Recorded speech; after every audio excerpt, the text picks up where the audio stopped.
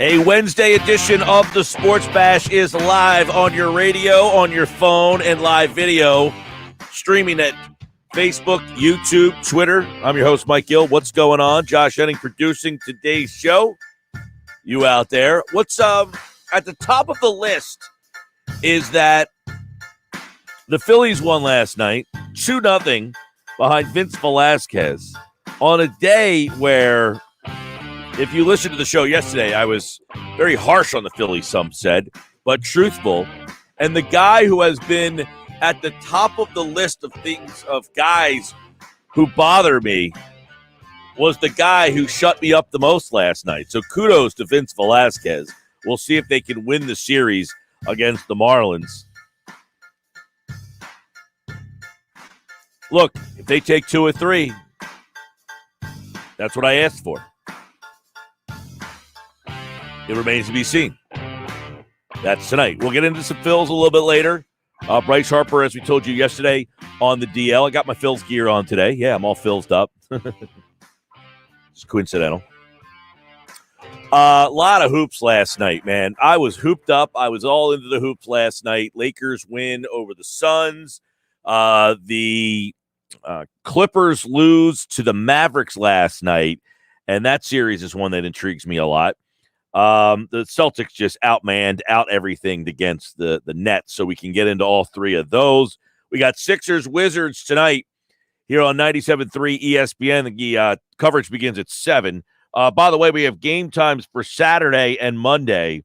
So Saturday, Sixers game 3 will be 7 o'clock. And Monday, Memorial Day Monday, Sixers Wizards game 4 will be 7 o'clock. So you get a pair of 7 o'clock games coming up. You got 3 7 o'clock games coming up tonight, Saturday and Monday. So there you go for that. Eagles back at OTAs today. Jalen Reagor spoke yesterday, had some interesting things. Greg Ward, I just got done listening to some of his press conference. So we'll have a lot of that today with a busy show. Jeff Mosher joins me at 4 for the Eagle Talk.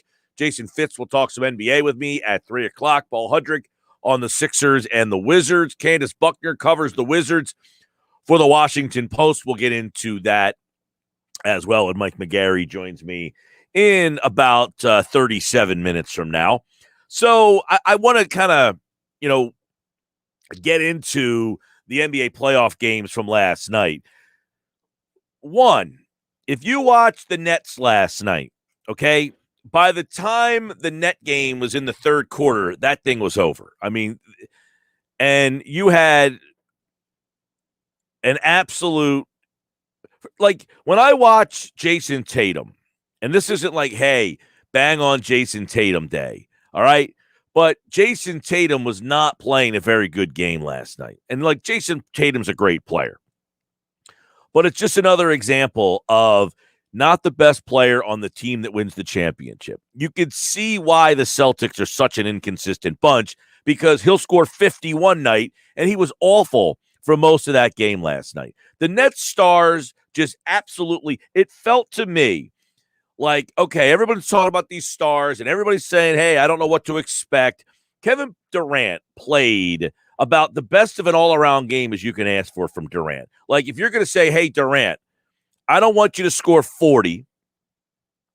I don't want you to just be, the be-all, end-all. I want you to get everybody involved. That game last night is the recipe for the Nets, you might say, right? That game last night is the recipe for the Nets to silence everybody, because everybody got involved. Everybody kind of played a role in the game last night. It's about, Durant scored what? Like 26, I think he had last night. What do you have? 26. So Durant scores 26 in the game last night. But I thought he had just a really good all-around game. He has 8 rebounds, 5 assists, a steal, 4 blocks. He hit a couple threes. But the interesting part was, they played that game last night, and none of them had to play 30 minutes. And that, to me, is the scary net team right there. The net game we saw. Now, on the flip side of things, it's a big game by Joe Harris, too. I mean, Joe Harris is 7 of 10 from three-point range last night. If he's going to go 7 of 10 and score 25 points, you got no shot. I mean, you got no shot to beat that team when Joe Harris does what he did last night. But I don't know. Was the bigger story, if you watched that game last night, right? If you watched that game last night, did you take away, wow, this Nets team is going to be really tough? And I'm sure a lot of people got that feeling, right? You watched that game last night, the Nets looked pretty good. You can't take that away from them. They looked pretty good last night. I mean, they smoked the Celtics. Now, the flip side of you says, hey, Celtics, were you just disinterested? Have you already checked out of this playoff series after game one? Because that game wasn't a game at halftime. They scored 71 points in the first half. What was it, 71, like 47, something like that? And then Fournier, well, that jackass. Yeah, that's just what you want to do. Yeah, poke the bear. Going up to Kevin Durant. Good luck with that, dude. That game wasn't close, but was it because the Celtics were the Nets were that good, or the Celtics were just that bad? I think it's a combination of both. Look, I'm not taking anything away from the Nets. I thought, and as I said, I thought Durant played about as good an all-around game as I've seen him play almost all season long. You've got balanced scoring. Harden with 20, Kyrie with 15, Harris with 25. Even Blake Griffin had double figures with 11, and Durant led the way with 26, but like he didn't go off for 40. You didn't have Harden going bananas. He had 20 points, 7 assists. Kyrie had 6 assists. Neither one of them had over 15 shots in the game. Heck, Joe Harris shot the ball the most out of every net last night. So that's a pretty impressive game for Brooklyn. Now, mind you, they were winning so big in that game that a lot of their players didn't. I mean, nobody played over 30 minutes for the Nets. Joe Harris played the most minutes on the team last night. But you look at the Celtics. Now, Tatum left the game. He got poked in the eye or something, right? And had to leave the game. But he was wretched up to that point. 3 of 12 from the field. And the Celtics have no shot if he doesn't play well. But on top of that, Kemba Walker, we talked about how good he was in the play-in games. Didn't have it last night. Marcus Smart played pretty well. But other than that, that team just doesn't have it. So that Brooklyn team, they look like they're churning things out. And how about the two teams playing game 2 between Brooklyn and Milwaukee? Well, you might watch Milwaukee the night before against Miami and say, man, they just smacked the Heat around. Look how impressive they look. And then Brooklyn almost like says, hold my beer, one-ups them. Oh, you think you did a good job against Miami? Watch what we do against Boston. So those two teams are on a collision course, and this is why getting the number 1 seed was such a big deal. Look, in the end, it might not matter. In the end, Brooklyn might just be too strong, too much scoring, too much talent at the top of the roster. But I tell you what, I'd rather avoid playing them in round 2 and see if I can, keep my team playing together and have them guys. Look, they're going to play Milwaukee in round 2. That's what it's going to come down to. Those two teams are going to face off in round 2, and it should be anyway, a pretty epic series. And a lot of people are going to say, that should have been the Eastern Conference Finals. But the way those two teams are playing right now, I think a lot of people think that they are the favorites. 609-403-0973, 609-403-0973. That's the text board here on the Sports Bash Wednesday. Now, that game was not even really a game. You could have turned that thing off in the third quarter, which most people probably did. Got yourself a little bit of, get some stuff around the house done, and then nestled in for the night game, which was late. Now, Lakers-Suns was the 10 o'clock game, and then you had the Mavericks-Clippers. Now, I was kind of more into the Maverick-Clipper game than I was the Lakers-Sun game, even though both of them turned out to be a pretty good game. The problem is, it's a shame for Phoenix right now. Chris Paul doesn't seem to be himself for the Suns. But that was an entertaining game. DeAndre Ayton, by the way, he's a guy who kind of gets overshadowed.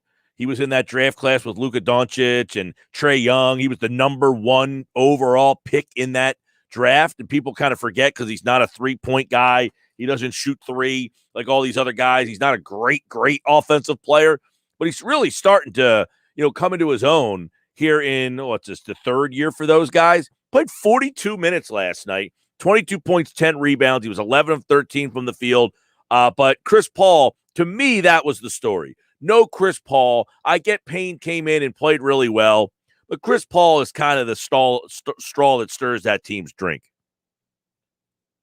And when Paul, only 23 minutes, did not play very well in the 23 minutes that he played. Actually, he didn't play terrible, but just not the same. He wasn't the same. You could tell he wasn't the same. He tried, just wasn't the same. And if they don't have Chris Paul, they're not going to win that series. So the Lakers win. That series is now 1-1. And we can get deeper into these games. I'm just kind of giving you a little quick overview of some of the stuff that happened last night. But here's one thing. Anthony Davis, give him credit. He was terrible in game 1. But the biggest thing in game 2 was he got to the free throw line a staggering 21 times last night. 21. 18 of 21 from the free throw line. 34 points, 10 rebounds. And like LeBron James, this goes back to LeBron. He doesn't have to score all that much.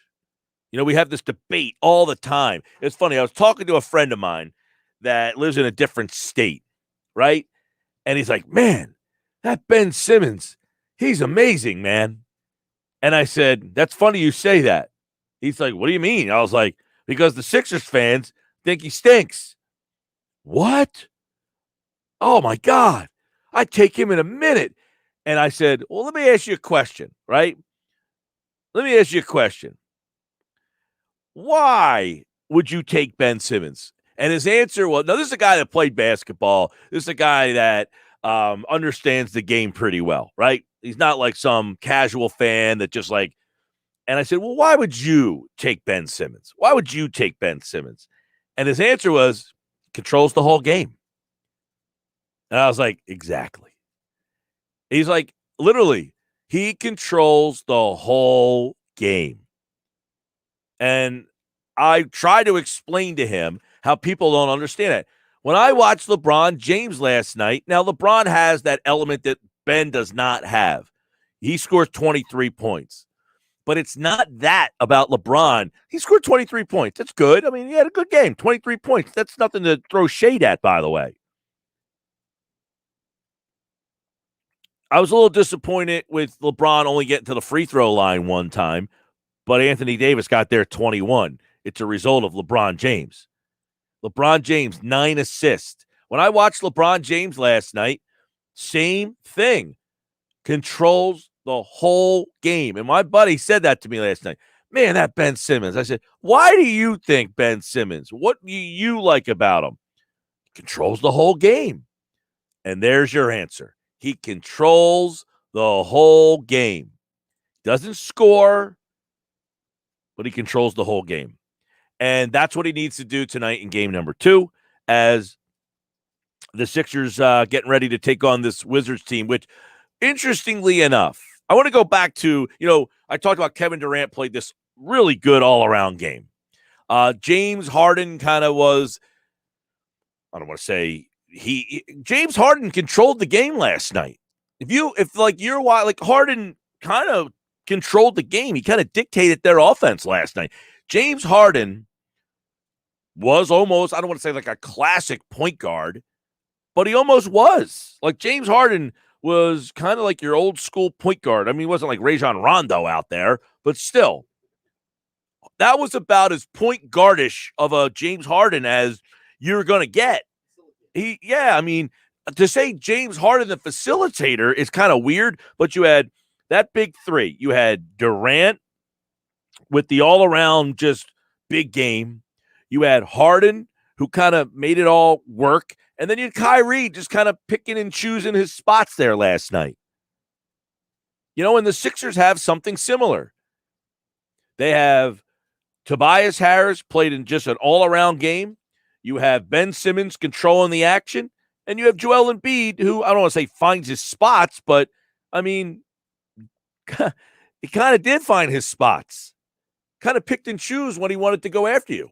So the Nets' big three did their job. The Sixers' big three did theirs. Right? And if you watch the Nets in game one, which they struggled. They won the game. They didn't play nearly as well in game one as they did in game two. The offense was definitely different, right? In game one, if you watch that game, a lot of isolation, a lot of one-on-one, a lot of, hey, let me get my stars the opportunities. Let me line those guys up. Let me basically give them the ball and do what they like to do. You know, we talk a lot about coaching and the importance of it. I think you're seeing right now that Doc Rivers really wasn't the problem with that Clippers team. You know, we talk a lot about the importance of the NBA coach. The Clippers don't have a coaching problem. They have a roster problem. That roster is not built to do what you need to do in the playoffs. And I think in game one, if you watch what Brooklyn did, they kind of fell into in game two, they played a team basketball game with their three stars. In game one, they tried to play a game with their three stars. Now, they won because they're flat out better than Boston. But you can't have a game where Durant scores 32, Kyrie scores 29, Harden scores 20, and then Blake Griffin scores 1 and Joe Harris scores 10. It's going to be a tough way to win all the way through the playoffs. Asking those three every single night to do that. Isolation, get me buckets against good teams. Now, Boston simply doesn't have the firepower to outscore Brooklyn, but they held them to 104 points in game one. And that's because a lot of isolation. Hey, let's see if we can just beat this team. Couldn't do it. I thought they did a really good job making the adjustments in game two. Now, Boston stunk. Don't get me wrong. But a much more balanced attack by the Nets in game two. Much more impressive. Their adjustments in game two, Steve Nash, who's a first-year coach, I thought he did a great job making adjustments last night, and he has the players to do it. That offense was clicking last night, and obviously they're in control of that series. No Jason Tatum for a lot of that game in the second half, and they had no shot. Joe Harris, big night. If you get Joe Harris with that night, they're winning the whole thing. But I think, when you look at Brooklyn and what they did, a lot more ball movement, and it really clicked for them last night. So that was kind of a eye-opener game, kind of a difference-making game for them. 609-403-0973. 609-403-0973. A couple text messages coming in. We'll get to those. We've got the stream going as well. If you're watching the show live, let's pop one up from Jalen. Says, Mike, has Kawhi to the Clippers been one of the all-time letdowns for a fan base ever? They were up 3-1 last year, fell apart. Look at this postseason for the Clippers. I'm going to get into that, Jalen, on the other side, because I'm a big Kawhi fan. He's not the same player for whatever reason. This doesn't diminish what he did in Toronto, which was epic, putting that franchise on his back. But for whatever reason, he has, I don't want to say regressed, but he doesn't look like the same guy. We'll get into that and more here on the Sports Bash, because I do want to get into that series and something that happened to get to that series, which should be a very interesting thing to discuss down the road. We're just getting started. Mike McGarry, in 20 minutes. The Knicks are at home for game 2. What will the atmosphere be like at the Garden? We'll get into that. Sports Bash live, 97.3 ESPN, brought to you by Matt Black Kia. Matt Black Kia, they want to get you approved today. 6211 Black Horse Pike, Egg Harbor Township. I'm Mike Gill. This is the Sports Bash. A variety of ways to consume the show. On the radio, of course, on the app. Download 973ESPN.com/app. Facebook, YouTube, Twitter with live video. You can see all the guests on today's show live. And, of course, you can watch this guy who needs a haircut. Pretty bad. So if you're watching the show, I need a haircut. I know I do. All right. Yeah, Josh says I'm better off than his, and I'm not going to disagree. You're approaching Trae Young range over there. No, nobody's as bad as Trae Young. Trae Young's got a bad wig. All right, Sports Bash Live. We're just starting off on a Wednesday.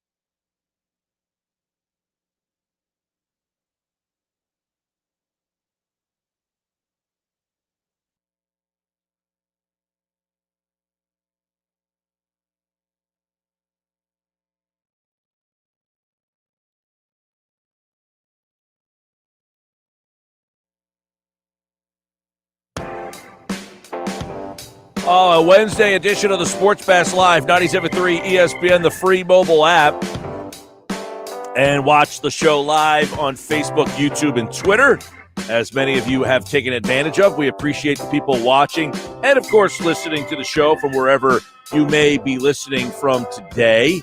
609-403-0973. A couple text messages coming into the show. Boy, let's see. Speaking of coaching, Lou has no clue. They got Rondo for the playoffs. 19 minutes last night. Jackson gets 30. Lou he won a championship. Do you see why I say the NBA coach doesn't have a big impact? He has an impact. I don't say that he has no impact. I say he has an impact, but it's lower on my list of things as to why a coach or a team excels or does not. Lou won a title. Tyronn Lue won a NBA title as a head coach. David Blatt got to the NBA Finals. So if you're saying he's a bad coach and Lou's a bad coach, how much does the coach really mean? And I think we saw it last year. A lot of people saying, wow, Doc Rivers, he blew a 3-1 series lead. And now you're seeing this team, which is a very similar roster, kind of having the same issues that they had last season, if not worse. The coach does have an impact. It's a smaller impact than many people like to believe. Okay? What's going on in L.A. is they have bad roster configuration. We keep hearing this all the time. And look, people act like, hey, Brett Brown, you're some Brett Brown. Look, if Brett Brown had Green and Curry, I guarantee you the team would look a lot different than the team he had last year. This doesn't mean that Brett Brown's a great coach. I never said that Brett Brown was a great coach. All I said was he's not the biggest problem this team had. This team's biggest problem was they didn't have a Green and they didn't have a Curry. You put Green and Curry on this team. Look, Brett Brown won 53 games. He won 52 games. And he did it with lousy roster configuration. You give him a couple shooters, you probably wouldn't think the coach was that big of a problem. Of course the coach is going to look like the problem when nobody on the team can shoot. All of a sudden, the team's got a couple of shooters, and we're like, see, that was the problem. No, you conveniently leave out that they added 2 shooters. And, oh, by the way, Joel Embiid is a year more mature. Ben Simmons is a year more mature. And look, I think you can certainly say that Brett Brown did not do a great job in utilizing the talents of Tobias Harris. That's obvious. But that doesn't mean, look, Tobias Harris still had open looks that he did not connect on. He still had good opportunities to score in that offense in the past. He didn't shoot the ball all that well in the past. He shot the ball way better this year.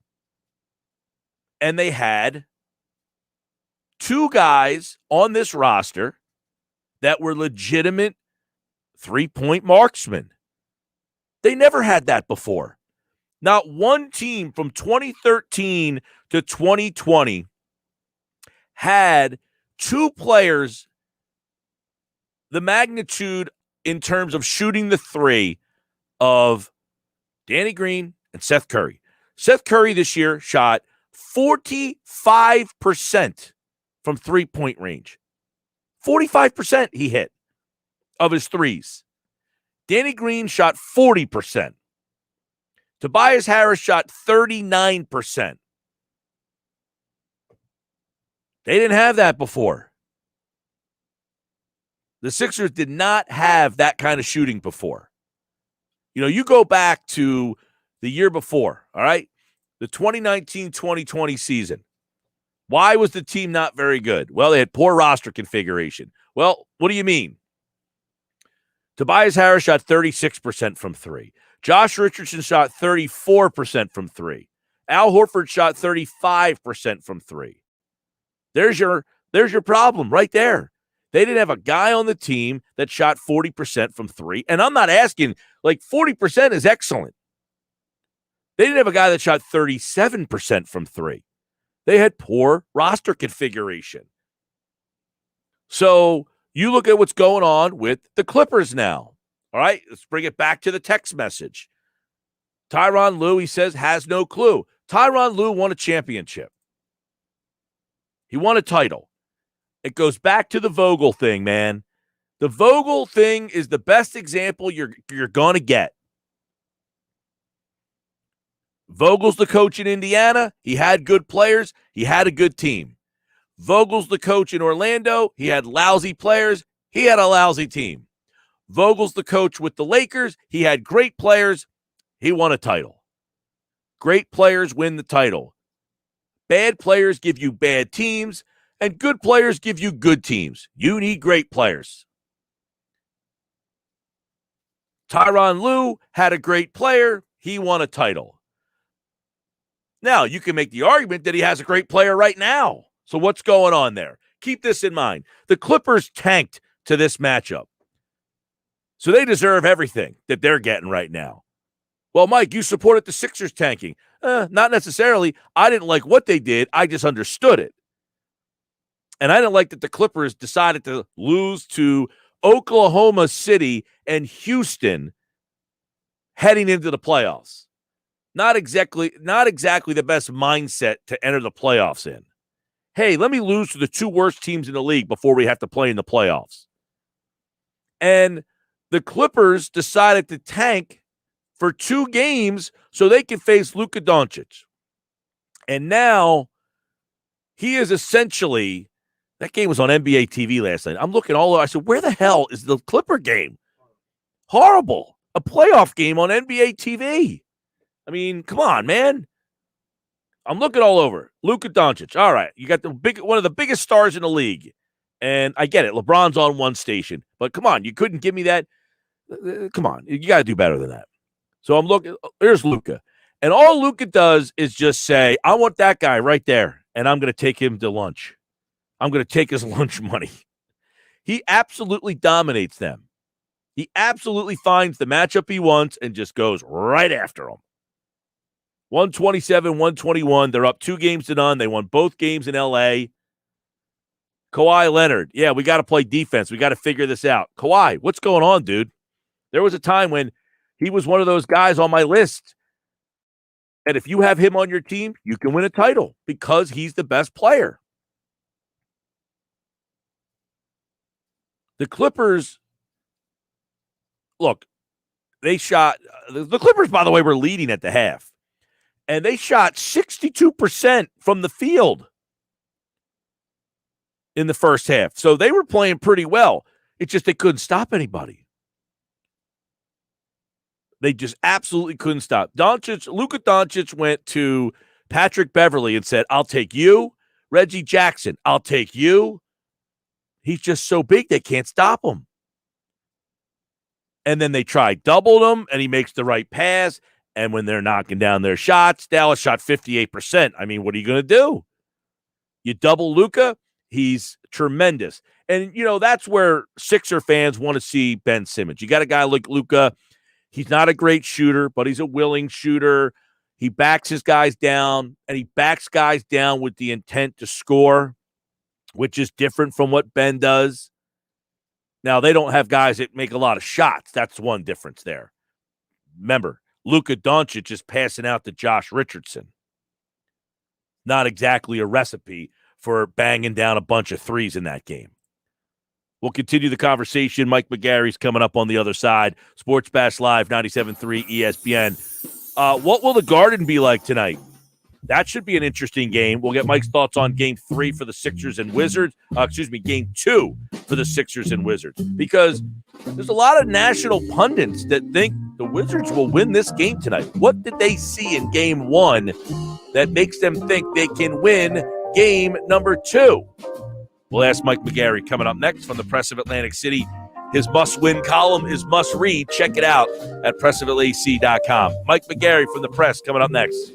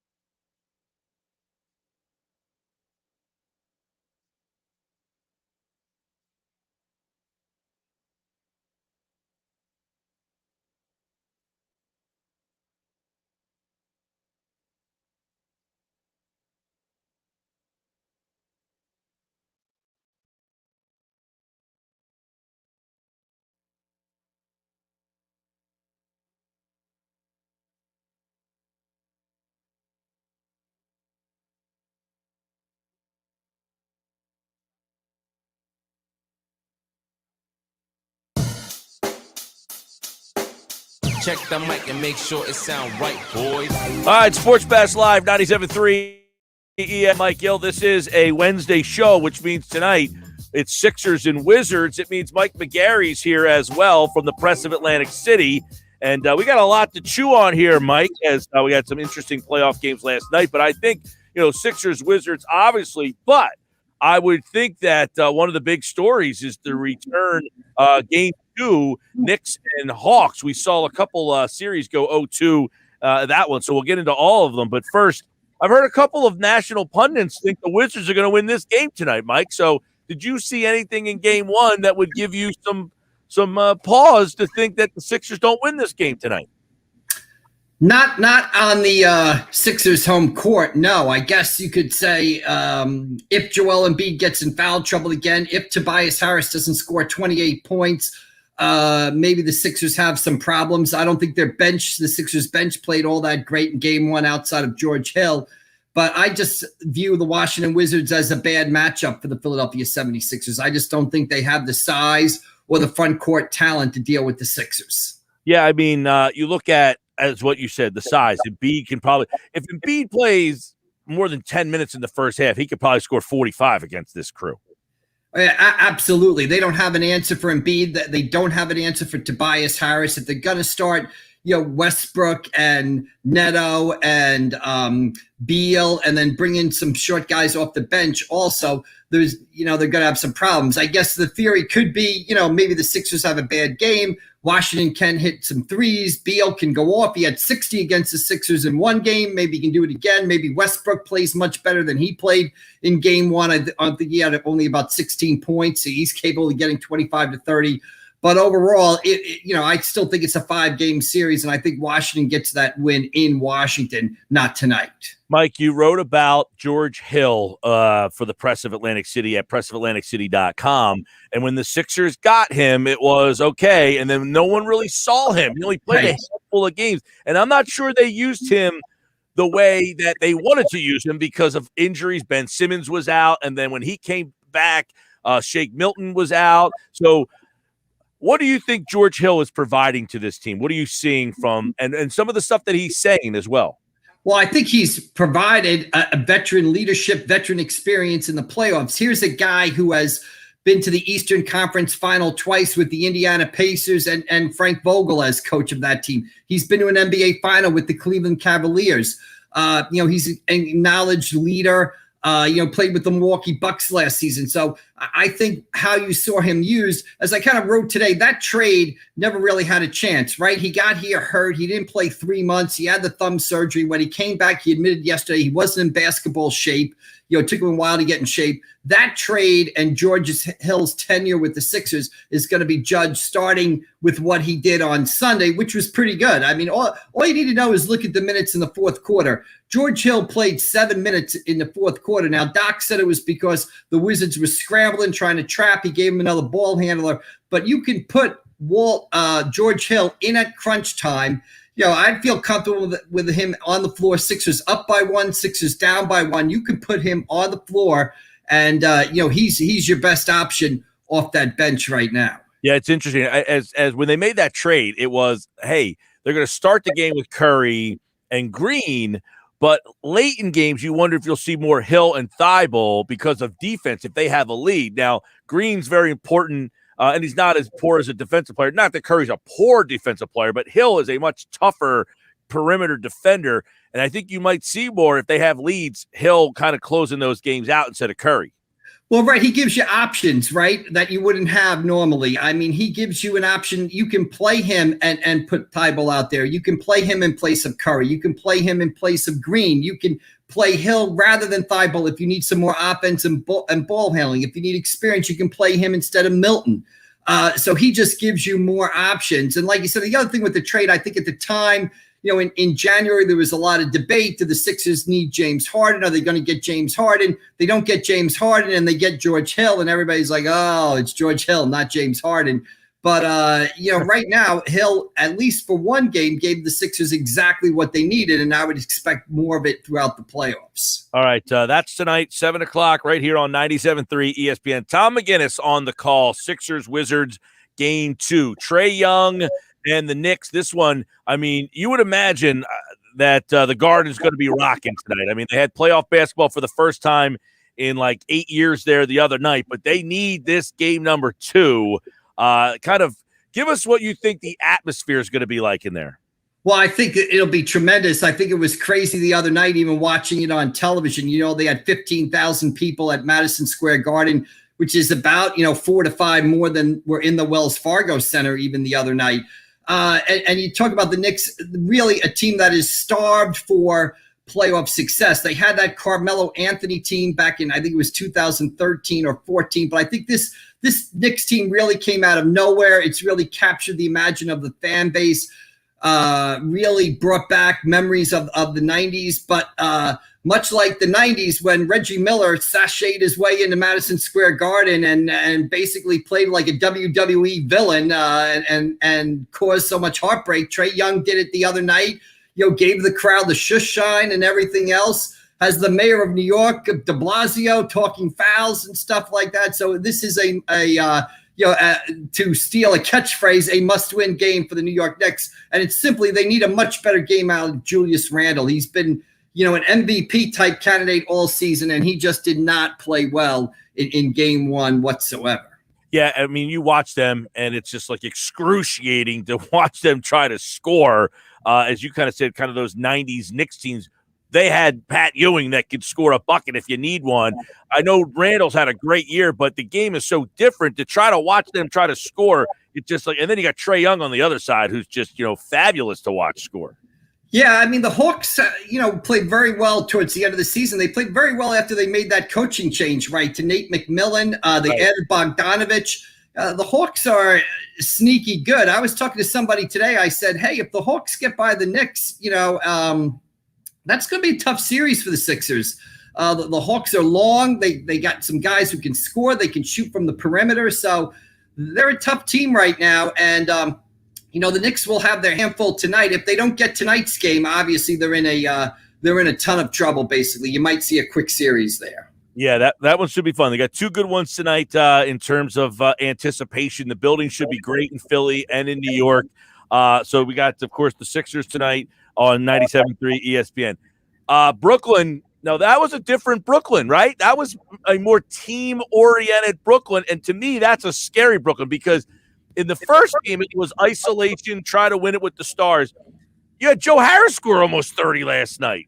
Yeah, I watched the game, or I watched the first quarter, basically, and that's all you had to see. 40 points in the first quarter. The ball's moving beautifully. Joe Harris, 3-point shooter, excellent. I think he had 5 or 6 threes. You know what stands out for me about the first quarter, and here's what scares me, this is why I picked Brooklyn to win it all. They scored 40 points in the first quarter last night, jumped out on the Celtics 40-26.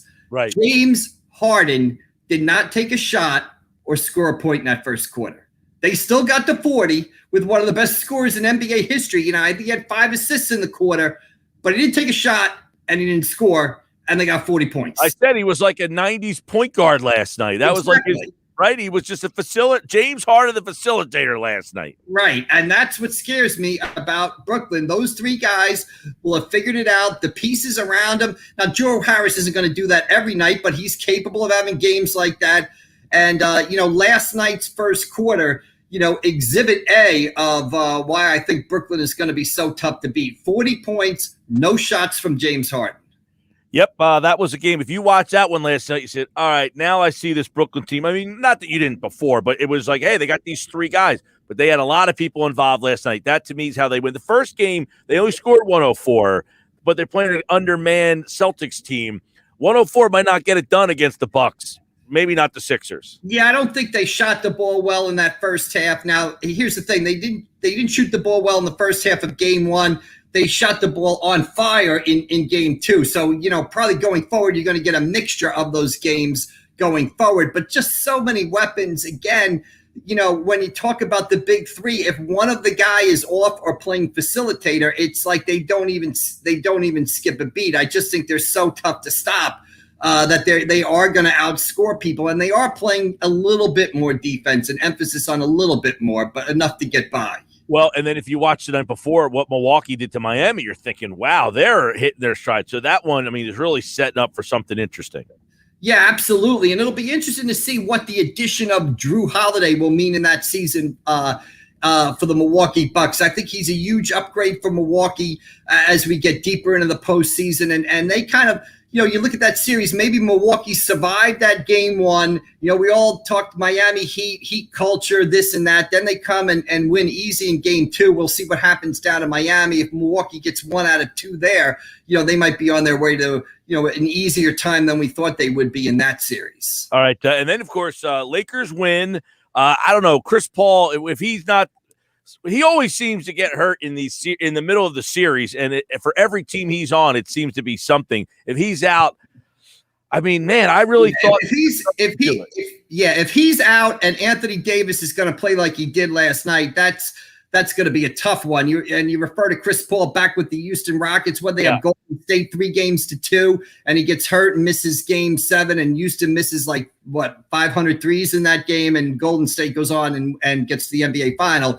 But you're right, Chris Paul is 35, 36, and he's been such a big part of the Suns' resurgence. If he can't be out there full strength and Anthony Davis is going to play like he played last night, the Lakers might survive that one. But, our guy Frank Vogel is coaching the Lakers. I just worry that the Lakers, it's going to be too much of a toll on them. They won the NBA championship in October. They come back. They got to play a play-in game. Now they got to grind their way plus Phoenix. I think they might get caught in one of these series. That's a good point. And then the last one, I don't know if you were able to find the NBA TV. Yes, right. The Mavericks Clippers game last night, but the Clippers tank on purpose to get this matchup. They reap what they sow here, right? Yeah, I mean, obviously, what you look at now is you say, hey, there's something going on with the Clippers. Blowing the 3-1 lead to Denver. Maybe it wasn't all Doc Rivers' fault last night or last year. Maybe he's not, he sort of became the fall guy for that. But there seems to be bigger issues with that ball club because that is a team that is not playing to its potential. As great as Luka is, a team with Paul George and Kawhi Leonard should not be losing, 2 home games in the first round of the playoffs. Right, and not to mention they got Rondo on that team, who's like, championship guy. You pick up Rondo, you go to the finals. Right, and they picked him up for experience to sort of give them a little playoff edge there, and so far it hasn't worked out. And right now they are in big trouble.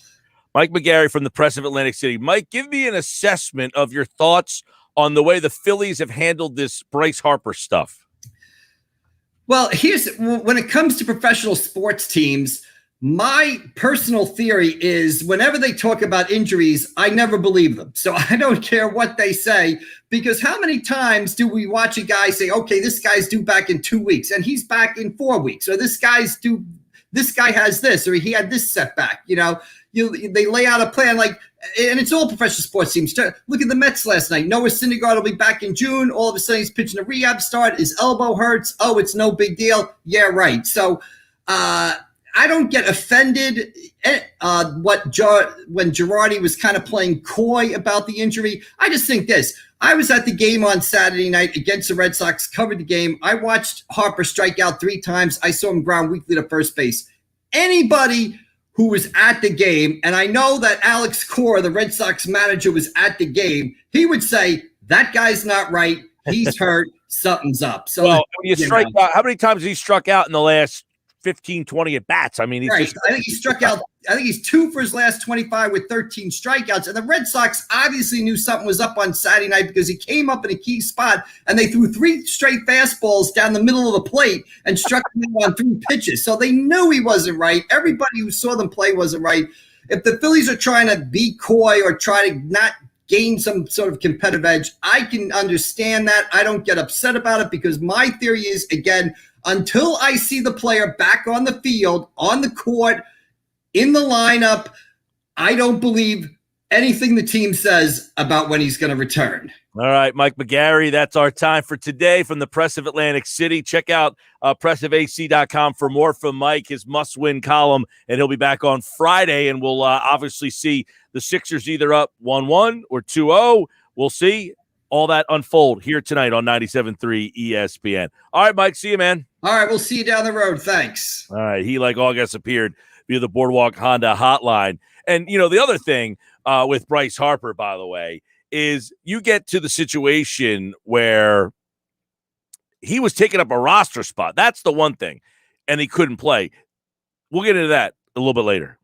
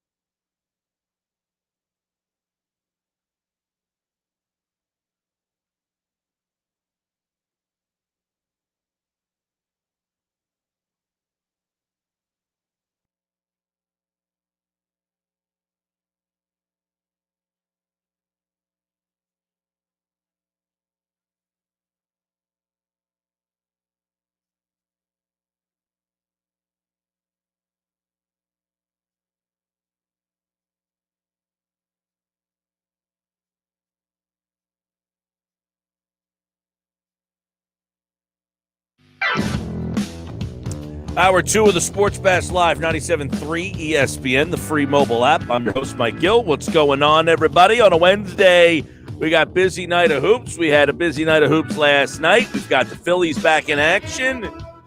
Phillies, by the way, just to get you up to date there, they are in action tonight against the Marlins. It is game 3 of the set.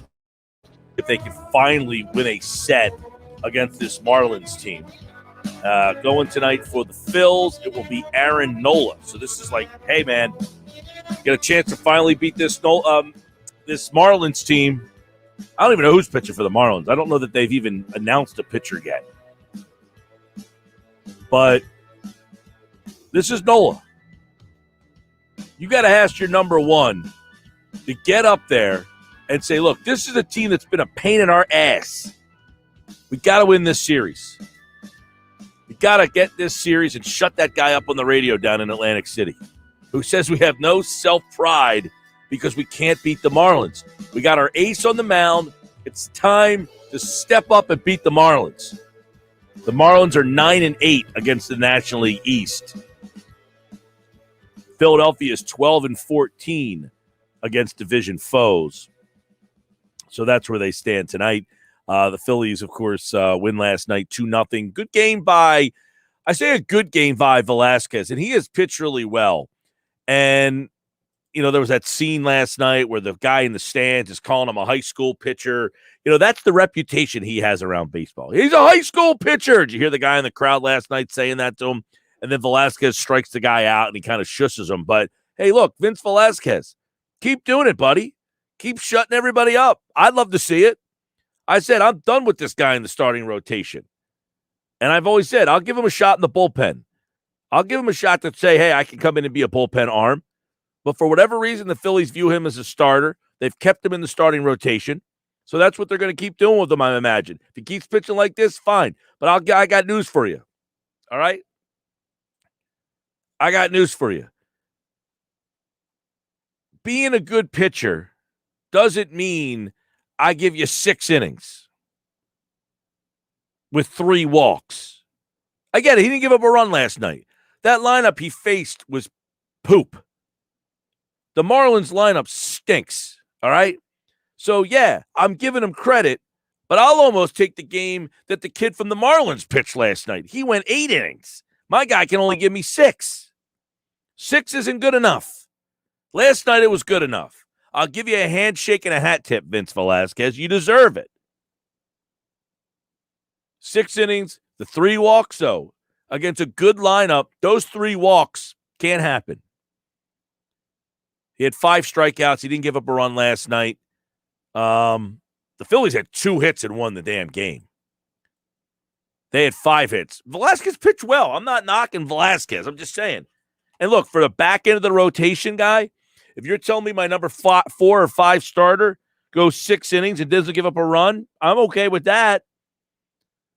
And he's pitched pretty well his last couple times out.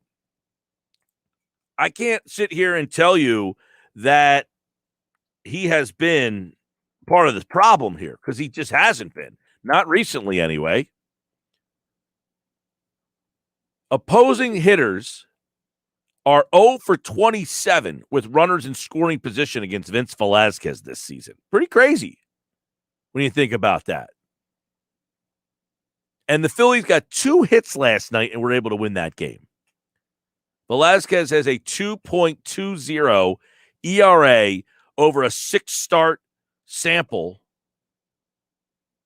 But the one number that sticks out to me, now he had the 3 walks last night, but the one number that sticks out to me is that whip. He's got to try to lower that a little bit more. It's at 128, which is just It's got to be a little bit lower than that for me to start saying, all right, I got this guy. I got his back, because I'm still a little iffy on Vince Velasquez. But, hey, guess what? They won the game.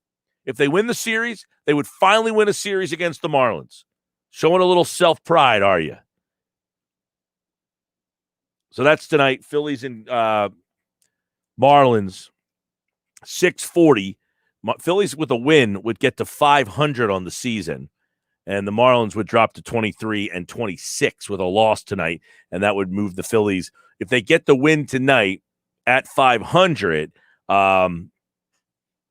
they would be 2 games. It depends on what the Mets do. The Mets are 22 and 20, and the Braves have passed them. The Braves are 500.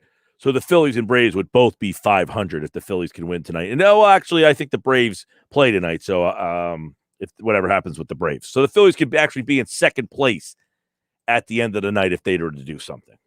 Let's hope they do. Sports Bash Live, 97.3 ESPN. Speaking of the Phillies real quick, the Harper stuff that I was saying before, he went on the injured list with that bruised forearm. The only problem and we brought it up with McGarry about the way they had it. I agree with McGarry. Like, I'm not saying that they playing coy or yada, yada, or what Girardi said yesterday. Here's the problem. They have mishandled the injuries on their roster so bad that they've gone into games with rosters that aren't filled because they got too many guys hurt, and then they put them on the injured list a couple days later, and then there's spots in games they need a guy, and they don't have a guy because the guy's hurt, and he's on the active roster. Look, McGarry said it. Harper is hitless in his past 16 at-bats.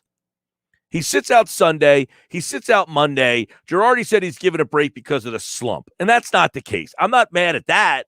That's fine. Okay, you want to play coy. The problem is you had a guy that was obviously hurt sitting on your bench, and he's a pretty big bat that you couldn't really use in any situation. So the Phillies are in a spot where they need all the help they can get.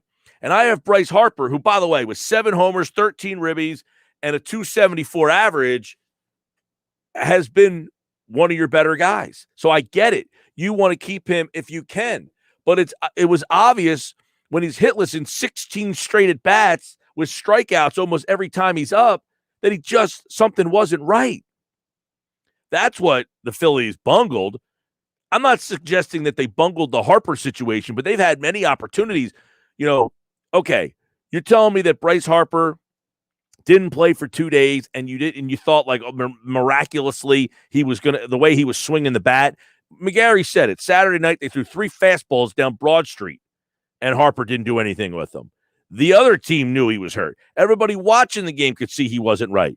Yet the Phillies miraculously thought he was going to be okay to get back out there instead of putting him on the injured list.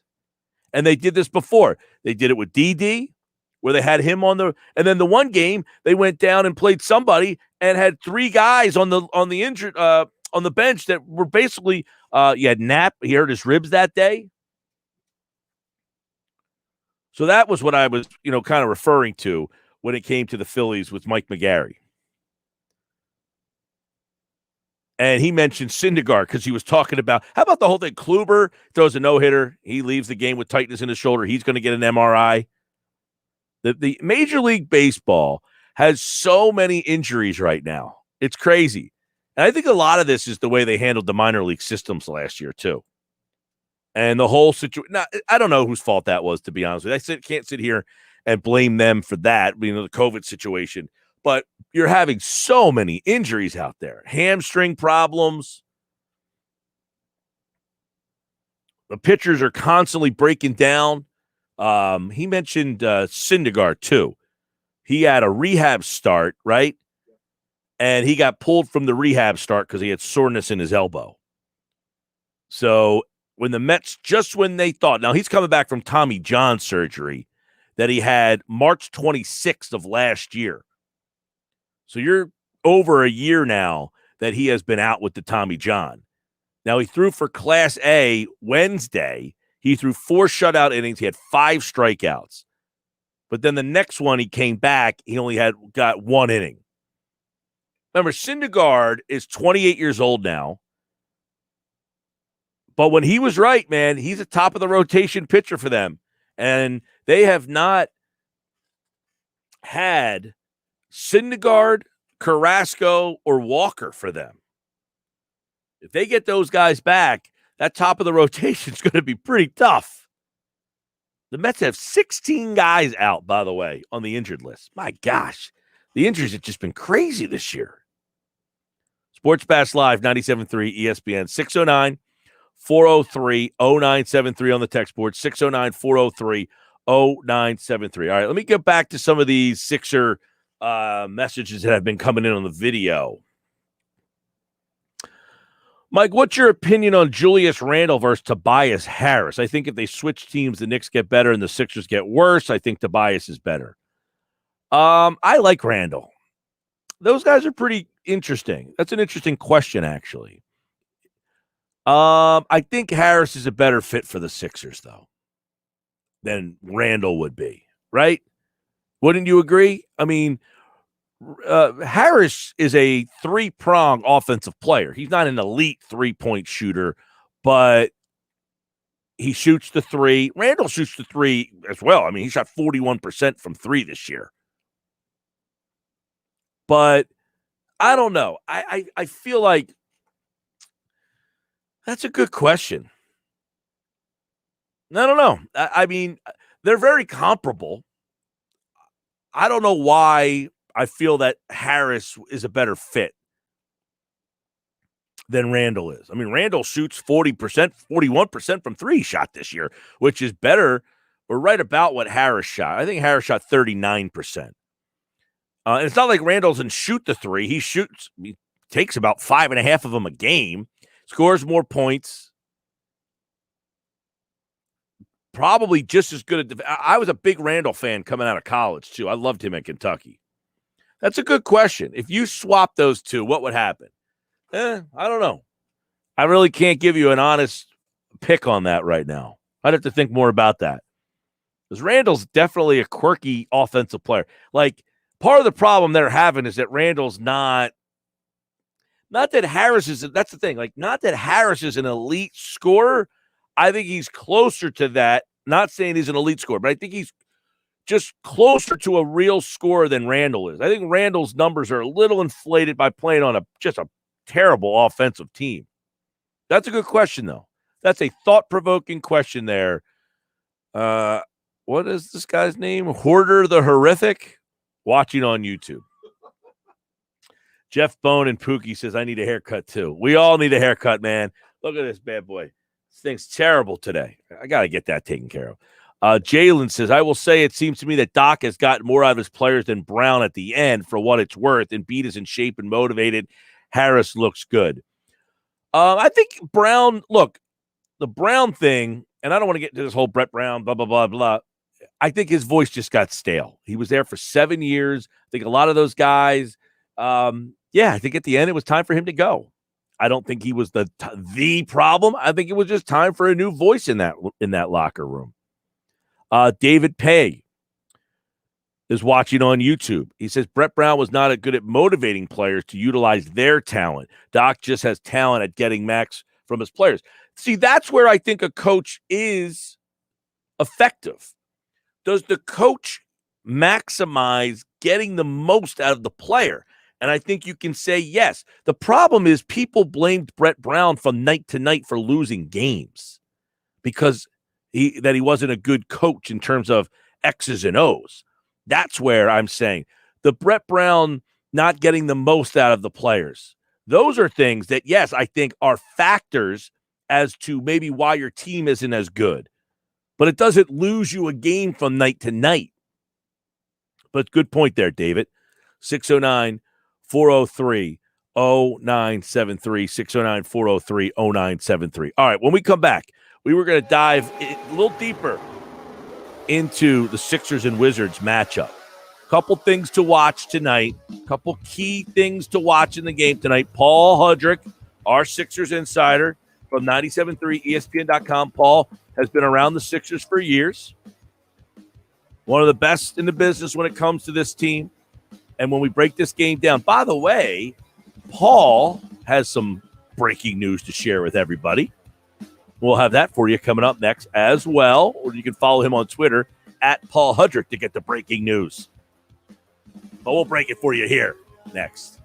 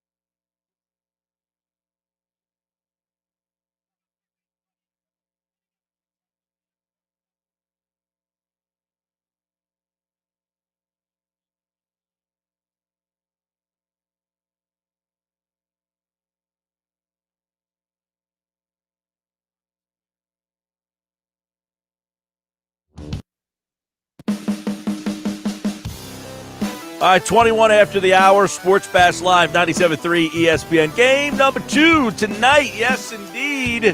The Sixers take on the Wizards. There he is, Paul Hudrick, 97.3 ESPN.com. And, of course, at Paul Hudrick on Twitter. And we told you to go to Twitter as you can see that Paul is going to be a papa. How about that? Congratulations there, Paul. Thank you. Very, very much appreciated. We are very excited. Thank you. I like the mini Iversons. That's a nice touch. I caught that. I had to bargain for that a little bit. I think that qualifies as my first dad joke to put that question thing in there. But yeah, but I'm very, very grateful for my girlfriend for allowing me for her to kind of humor me with that. It's very kind of her. Perfect. Well, congratulations, man. And we certainly wish you luck with that. All right. Sixers Wizards tonight. Game 2. Now, I'm sitting here ready for the show today, and I got people barking. You know, I'm hearing Kendrick Perkins over my ear today saying he thinks the Wizards win this game tonight. I'm thinking, what did you see in Game 1 that might make you think that there's a crack in the armor that the Wizards are going to come in and win this game? Did I miss something? No, you didn't miss anything. If anything, I sort of – I mean, I could get killed for this later for saying this, but if anything, I suspect the opposite. What you saw in some of the other games in these Game 2s, I see the Sixers at home now acclimated to the playoffs again. I said it to you the other day. I'm like, and I still feel this way. Game 1 was the Wizards' best shot. That was the best shot the Wizards were going to get. The Sixers had a week off. They were sitting home, didn't play a competitive basketball game. The Wizards played 2 of them. So they were already in playoff mode. So that was, to me, that was the Wizards' best shot to win a game. And, you know, not that I still don't think, you know, even if they would have won the game, I still don't think they win the series, but that would have been their best shot. So, no, there is nothing. And like Joel Embiid got in foul trouble and only played 30 minutes. Dwight Howard had to play 18 minutes and the Sixers won. Right. And really in the second half, really controlled the game for the most part down the stretch. So no, if anything, I think there's more evidence from watching Game 1 that Game 2 will not be as close, if anything.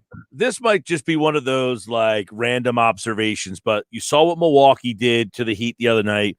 You saw what Brooklyn did. Do the Sixers feel like they have to like kind of, hey, here, hold my beer?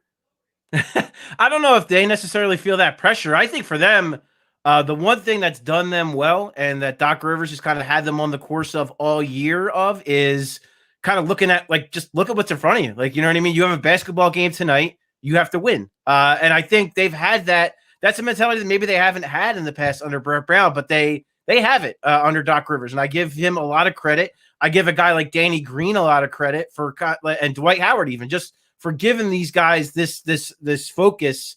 Even George Hill talked about it. I mean, you know, he was talking about Tyrese Maxey and kind of his advice to Maxey. And he said, the playoffs, it's every possession. You need to have focus on every single possession. Every single possession is valuable. And I think they have that mentality. So when we're looking at those other Game 2s, I think that's okay for us to kind of look at it like that. But I don't think they are. I really don't. I think they're looking at it as, let's just take care of business. Let's win this game tonight and you know, do what we're supposed to do and win at home. Right. All right. So, you know, and again, I agree. Like, it's not like, hey, you got to win 130 to 105 because everybody else is. I think everybody's going to kind of slight them anyway, just because of the regular season and a lot of in the way the Bucks have been the last couple of years. But the last couple of days, they had, 2 days off to get ready for this game. What do we learn maybe about the way they're going to use Tyrese Maxey the rest of this series? Certainly sounds like they're going to use him, which I think that in and of itself is pretty newsworthy. Coming in, I felt like at some point he was going to find his way into minutes. I wasn't sure the circumstances. I knew it would be something where they would need that speed and that decisiveness and that downhill kind of guard that can get to the rim. I wasn't expecting it in Game 1 of the first series, but here we are. And if you have been paying attention to this team for the last month or so, you have seen what this young man has done. He has been outstanding. And not like, hey, outstanding for a rookie, outstanding for a 20-year-old. No, he has just been flat out outstanding. Improved in every aspect of the game. Why wouldn't they use him more down the stretch then in a more defined role? I think because Doc was still, I think he was still kind of earning Doc's trust again. Because he hit the wall. Like, there's no question with that. Maxey did hit a wall at one point, and for me, I thought it was going to be, all right, that's great. It's a good story. The kid had a really nice first part of the season. He looks like he's going to be a part of their future.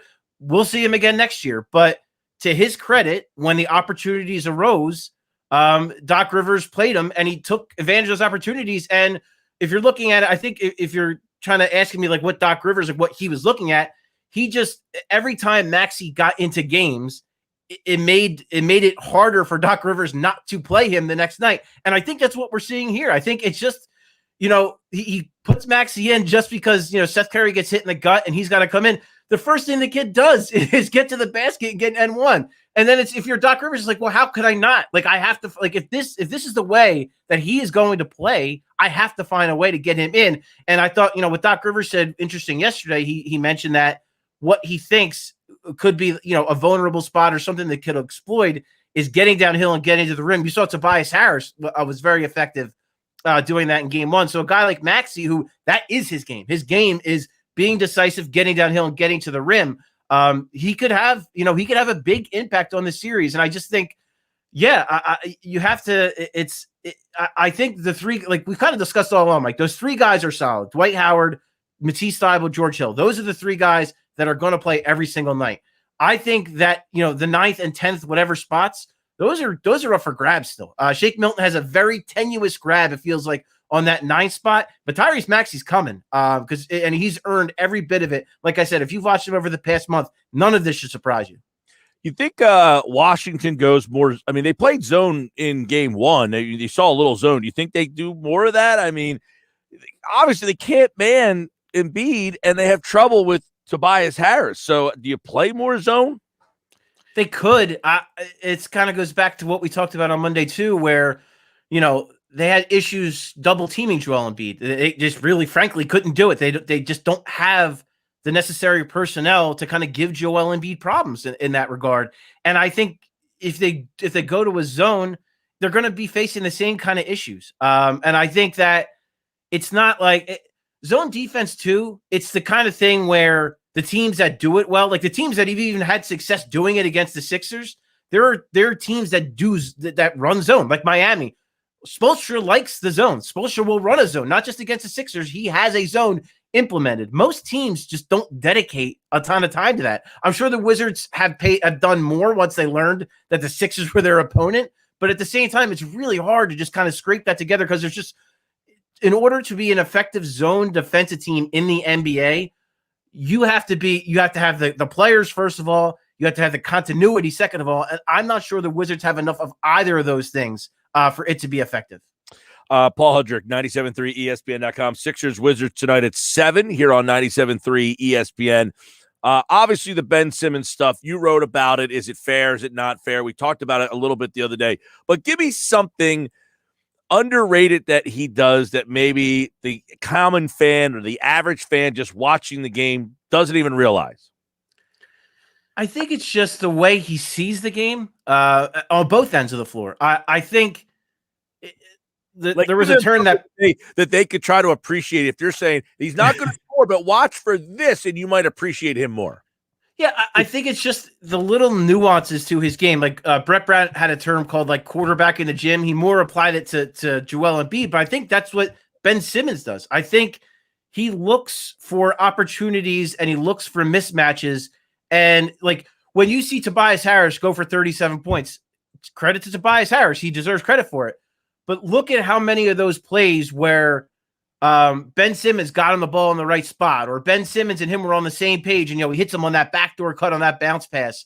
Or where Ben Simmons drives to the paint and maybe he can force up like a little 5-foot hook shot. But instead of doing that, he sees Seth Curry or Danny Green wide open and hits them for 3 because 3 is worth more than 2. So I think it's those little kind of nuances and those little things that, and then I would say another thing too, Mike, on defense, we look at steal and block numbers, but look at the turnovers he forced that don't show up on a stat sheet. There were 2 plays where Russell Westbrook and Bradley Beal passed it to nobody because Ben Simmons just shut them down. One, it looked like Westbrook tried to pass it to the official and threw it out of bounds. The other one, Bradley Beal threw it at Seth Curry's back, and it led to a fast break on the other end. So I just think the way he sees the game, I think, is next level. Like there are only a few guys that can see the game the way he does.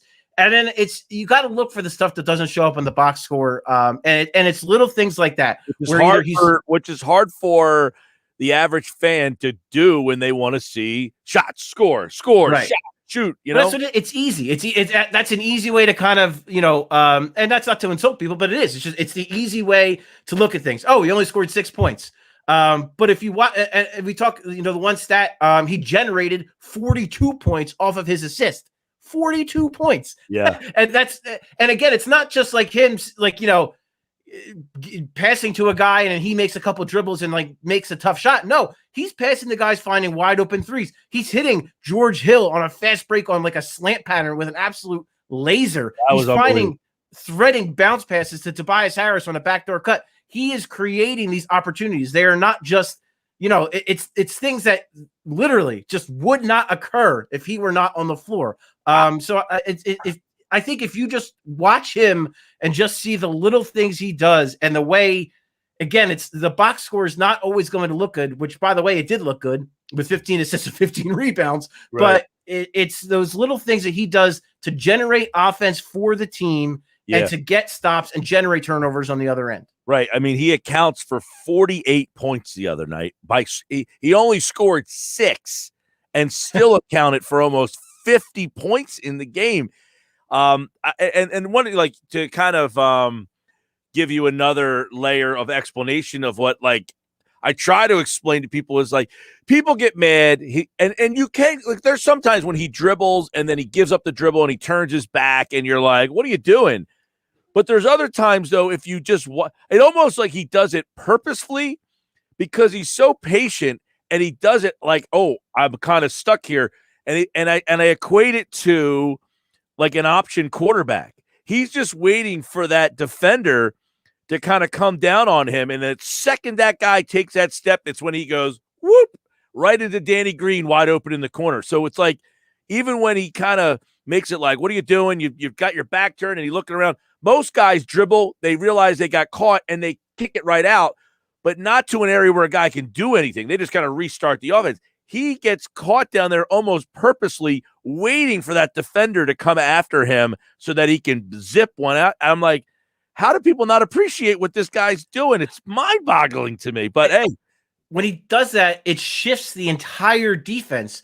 When you're forcing a guy to help off of their man, that creates an open player. Yeah. So that's the basics of it is when he does that, when he gets to the rim and another player has to come up, especially if he's got a smaller guy guarding him and a bigger guy has to come, that's opening up an opportunity for someone else. And kind of to further your point, Mike, and what I wrote about is the idea of this formula that they've had all season. Tobias Harris, Joel Embiid, they are the scorers. Danny Green, Seth Curry, they are the shooters. It is Ben Simmons' job to find scoring opportunities for Joel Embiid and Tobias Harris and shooting opportunities for Danny Green and Seth Curry. And that is exactly what he's done. Will that be good enough as they move forward? I don't know. No one knows as of this moment, but it's worked so far to get him the number 1 seed and 1 playoff win. Absolutely. Right. Again, if you want him to score 20 or 25, you're going to be disappointed. If you want him to account for 48, and if he makes his damn free throws, he's accounting for over 50. But you're right. This team is a 3-pronged offense, Paul. It's Embiid getting his way. It's the 3-point guys that they have, and it's the transition that Ben creates. And of course, Tobias Harris is part of that Embiid. It's kind of Embiid and Harris, getting their spots, finding their spots where they want to pull up or when Embiid wants to muscle you. But the transition and then Ben setting up these role players in 3. The problem a lot of people have is role players don't win championships, and this team's depending on role players. Yeah, well, listen, I think one thing you talked about is the transition, and Doc Rivers talks a lot about pace and playing with pace, and I think some people equate that to just playing in transition, but that's not just the case. Pace is also just moving the ball quickly and running the offense quickly, and it's Ben Simmons getting the ball at the floor quickly, and then that it's not necessarily you're not getting a fast break point off that, but when he does that, it can create a mismatch because then guys can't find their assignment quickly, and it kind of wreaks havoc on another team and their Doc defense. brought that up. He said, "Oh, he's a treasure, and he does this." He says, but he creates things that the other team just doesn't want to have to be a part of because he creates all them. They have to switch so much because of him, and he creates all these problems for not himself but somebody else because. And it's just like I saw this, I'm watching this play unfold and they have Ben is down on the block and Joel's at the foul line and Joel goes to the right block. Well, what happens? Ben's guy leaves him to double and then the guy who's in the corner defending Curry has to come down on Simmons because he's 6'10". You can't just let him sit in the paint by himself. But because of his size, and then what happens? Embiid is so good at finding Curry. And Curry's got a shot that, he's wide open. The amount of wide open looks this team gets is they got to make them, though. They got them. But and that's what happened in the first half is that they didn't make them. And then the other thing I would add to Ben Simmons, too, which it's not sexy, but offensive rebounds. Offensive rebounds are huge in the playoffs. And if you have a guy who can do that at an elite level and create second opportunities, that's huge. And like the guy I've been kind of comparing, and I get it. He was the number 1 overall pick, blah, blah, blah. We all need to move on from the fact that he was the number 1 pick. Look at him compared to a guy. Draymond Green might make the Hall of Fame. That's how good Draymond Green is. I think Ben Simmons has a chance to be a better version of Draymond Green. That's the thing. They don't win those titles without Draymond Green. You need Draymond Green to win the title. Right. And that's what I keep trying to tell. I get it. He's the number 1 pick, but you got to get it out of your head. If he was the number 15 pick, you would be ecstatic that he put up 15 assists and 15 rebounds. But because he was number 1, it's this big thing. Think about number 1 picks. Number 1 picks don't always work out. The fact that you have one that might be a defensive player of the year and might be a Draymond Green kind of player, that is nothing to see. Those guys are hard to find. I said the other day, Paul, the Sixers have a unicorn and the Sixer fans want him to look like a horse. Take that thing off your forehead. I don't get it, but hey, we will find out soon. Because if there's a night when those guys aren't shooting well, that's when he needs to get his game more aggressive to the basket, and he's got to make his free throws. That we know. All right, Sports Bash Live inside the Sixers with Paul Hudrick. They're up tonight at 7 o'clock. Tom McGinnis will have the call here on 97.3 ESPN. Follow at Paul Hudrick for updates on tonight's game. What time's Doc talking today? 5:15, and also Pat Croce talking today as well. He's going to be the bell ringer tonight. Pat Croce was on the air with us Saturday and spilled the beans that he was going to be ringing the bell, and our Saturday guy's all mad because he said that on my show that he was going to ring the bell. Pretty funny. All right, Paul, we'll talk to you Friday. Sounds good, Mike. Take care, man. Paul Hudrick, like all guests, appeared via the Boardwalk Honda hotline. Great stuff from Paul. And by the way, congratulations to Paul. He's going to be a dad. All right. He's going to be a father and he's going to be covering the Sixers. And you can read more of his stuff at 973ESPN.com. And by the way, he does a great job covering the Sixers and breaking it all down. Over on the text board, Mike, the Wizards have no chance. They gave the Sixers the best shot and still lost. Mr. 305, that's the first time you've ever said something that's rational. And I congratulate you for that. You're right. They have no shot. Minimal. I don't know why anybody who watched Game 1 would think the Wizards have a shot in Game 2, but I agree with you, 305. What kind of day is this? I should go to the lottery, buy the lottery, right? Sports Bash brought to you by Dorothy Gale Roofing. No place like your home. If you have a leak or need a new roof, call Dorothy Gale, 877-97-KEVIN. Online, DorothyGaleRoofing.com. Watch the show live on Facebook, YouTube, or Twitter. You can see the live video. You would have saw Paul Hudrick, the new dad. And coming up, Geoff Mosher at 4 o'clock, football at 4, Eagles OTAs. Do you remember? Has some very interesting ones, including Mike Schmidt today. And Jeff Kerr tonight at 5:25. This is the Sports Bash.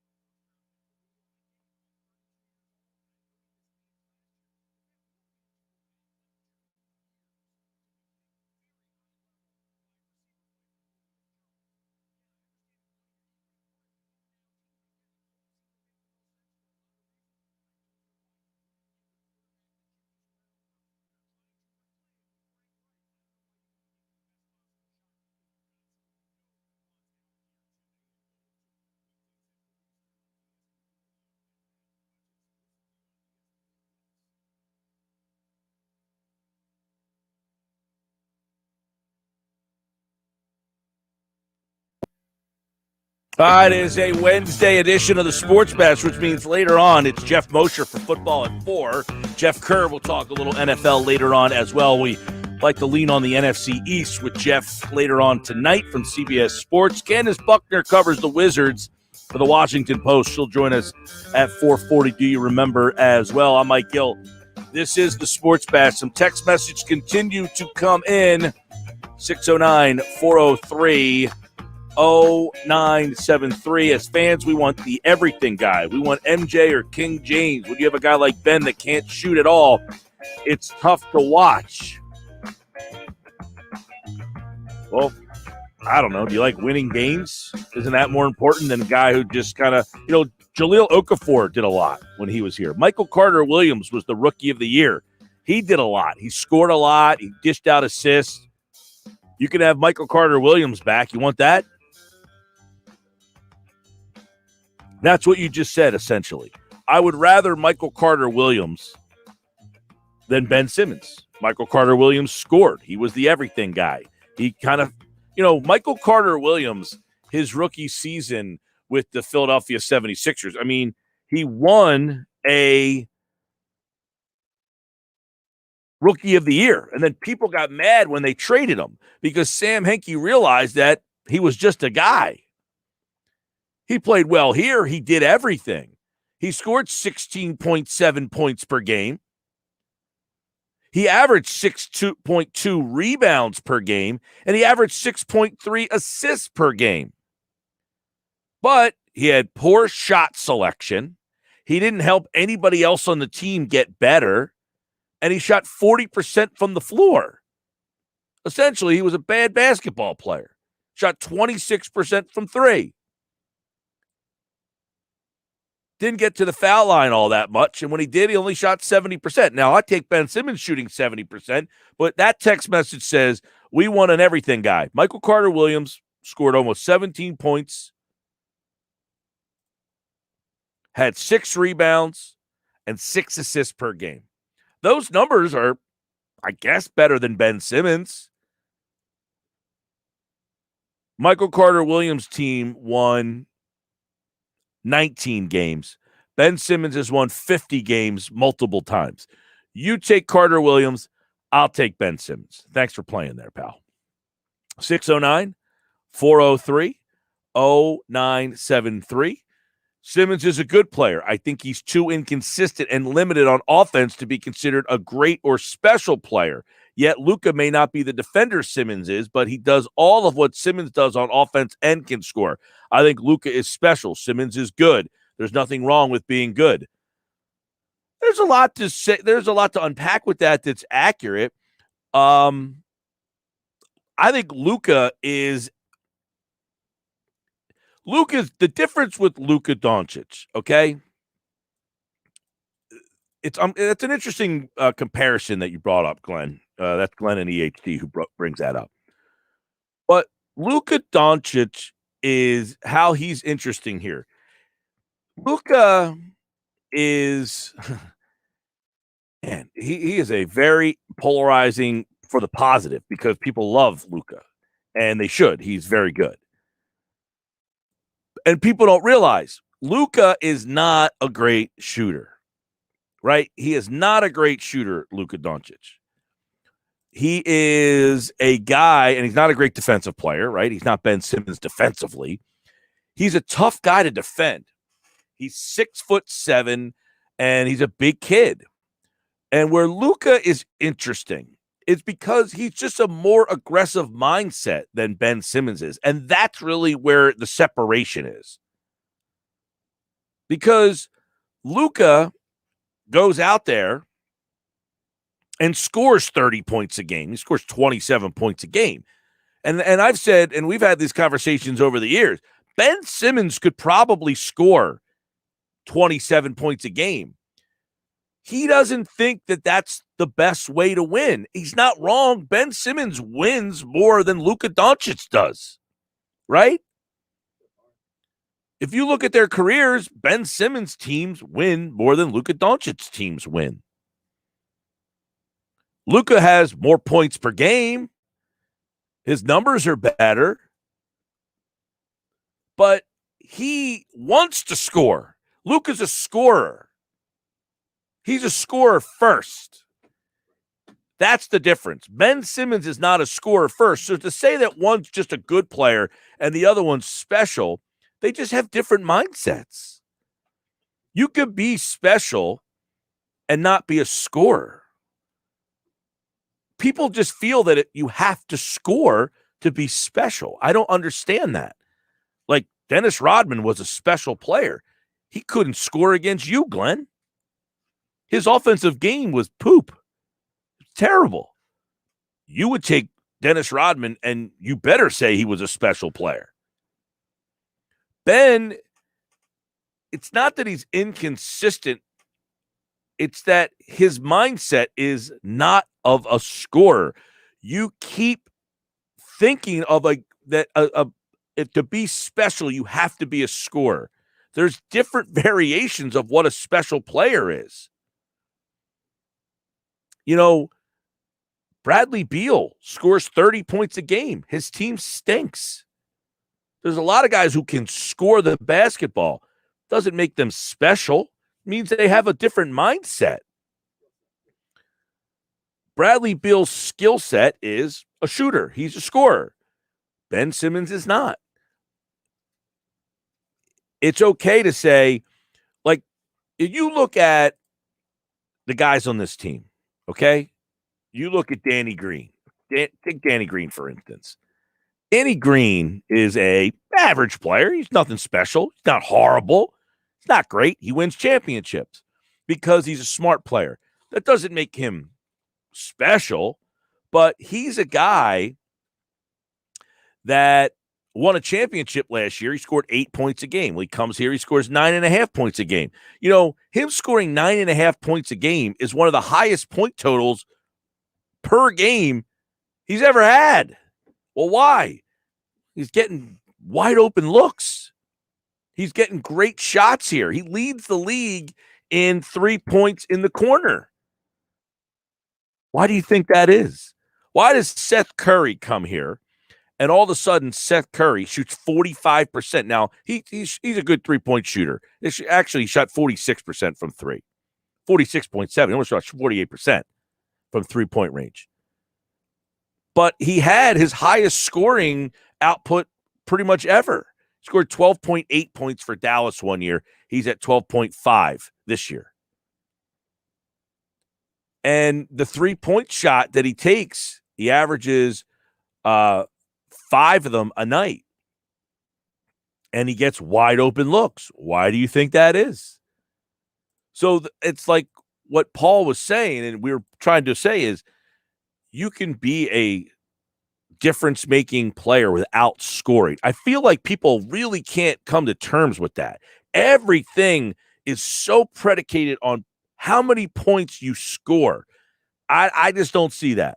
I don't care how many points you score. Can you make other guys score that couldn't score? Seth Curry can't get his own shot. Danny Green can't get his own shot. Heck, Tobias Harris in the past, we didn't think he could get his own shot. What is different between Luka Doncic and Ben Simmons is, and you're saying Luka's special for one reason, because he scores. That's it. That's the reason you think. See, like, just because someone scores doesn't mean he's special over someone who doesn't score. Ben Simmons has shown he can score if he feels. That's almost what makes him more special, is he can score if he feels like it. Was MCW a good defender? No, he was not a very good defender. MCW wasn't very good at anything, to be honest with you. I was not a big MCW fan, to be honest with you. I was glad that the Sixers traded him because he was very limited, and he thought he was a good offensive player, and he could score. See, Glenn? Michael Carter-Williams could score. He could score 17 a game. Coming up, it's Football at 4. Sports Bash Live, 97.3 ESPN. Mike, I think Ben will be fine if he shoots 55% from the field. What he needs to improve on is the free. Yeah, he needs to get better at the free throw. That is one thing I will not. I've said over the years, Ben Simmons should get to the line 10 times a game. 10 times a game he should get to the line. he's so big. Like Luka. Luka backs himself down there. He's so big. The difference is Luka shoots it when he gets down to that level. Ben passes out because basically his coach says 3's better than 2. Luka makes a lot of 2s. He's not a very good 3-point shooter. Sports Bash coming back.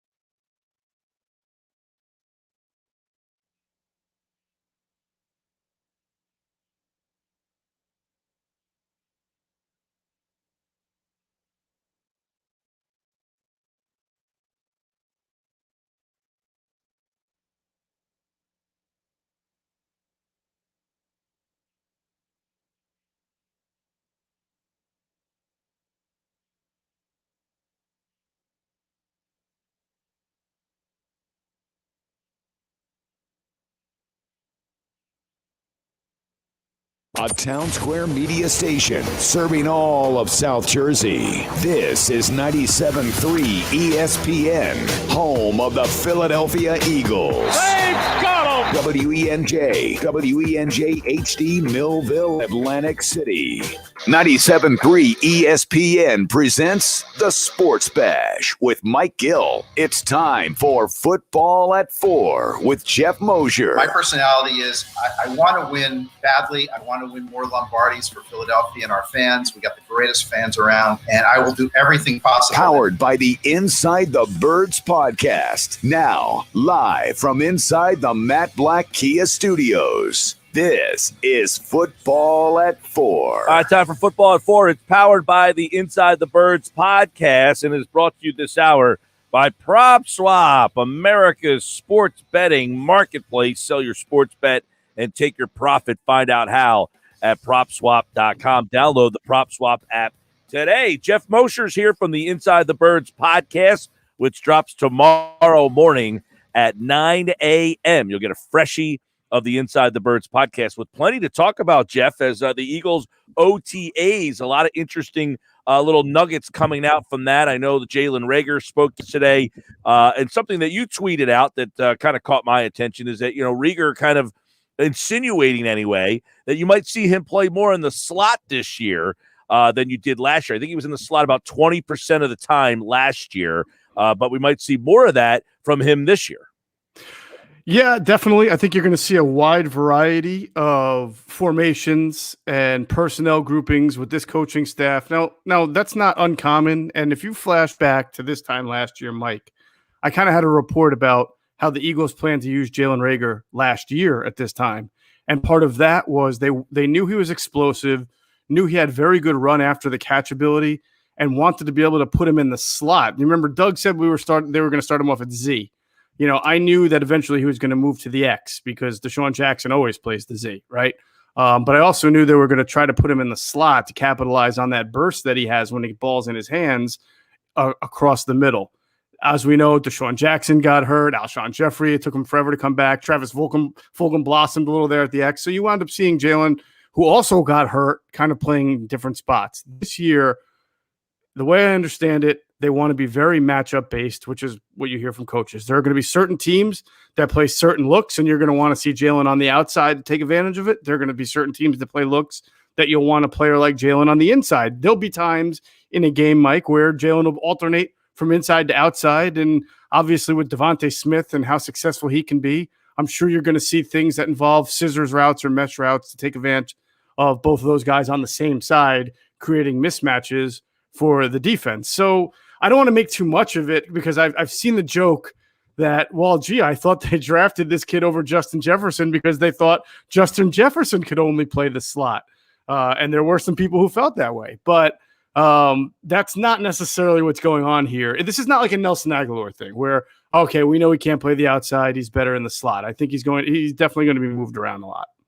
That's interesting because you said something that kind of raised my attention here, though. Like, how much did the injuries to other guys affect the development of some of the younger players on this team? Oh, the injuries to the younger guys, the injuries to the players themselves, like Jalen, Reagor. I mean, he got hurt in training camp on a hustle play, by the way. He gets criticized a lot, but he was hustling to make a tackle on an interception, if you remember. And that's how he hurt his shoulder, elbow area. Shoulder. And then he came back, and then, pretty early in his comeback is when he caught that pass over the middle. I think it was against the Bengals. And he broke his finger and needed that to be repaired. So that cost him 6-7 weeks. And then there was the OTAs in training camp were totally different last year, and much like they're a little bit different this year too. So I feel like most of first-year players last year were behind the eight ball. But then when you get injured in that manner, it of course affects your development.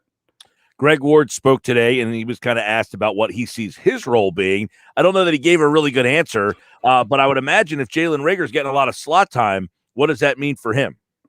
Well, it all depends. I mean, we can sit here and, again, just like last year, talk about theoretically where guys fit best and where you want them. But then the injuries come, then the poor play from anybody could come.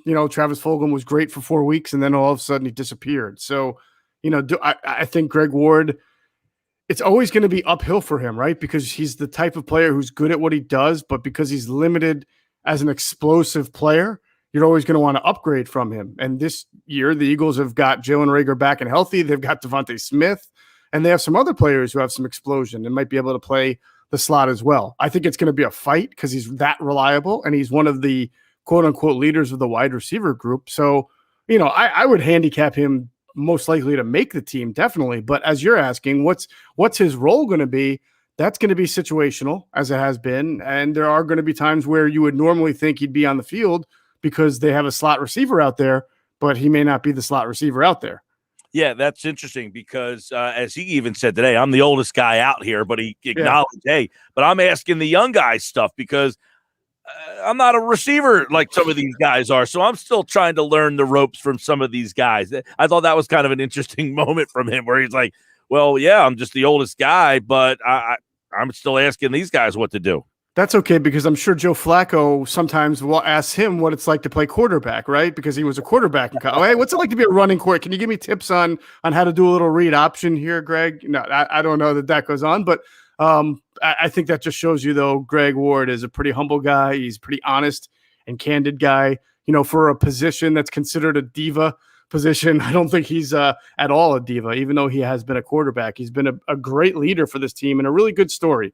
Honestly, one of the few stories over the last 2 or 3 years of really good development at that position. And something that yesterday Reagor said was, and you can kind of see him glow about the fact that the coaching staff is really, I don't want to say biased towards wide receiver, but that he acknowledged that, man, having these receivers have so much focus on wide receiver. He's like, that's pretty cool. Absolutely. Where do you fall, by the way, on Aaron Moorhead's nickname of A-Mo? Is that a violation, do you think? It doesn't flow well.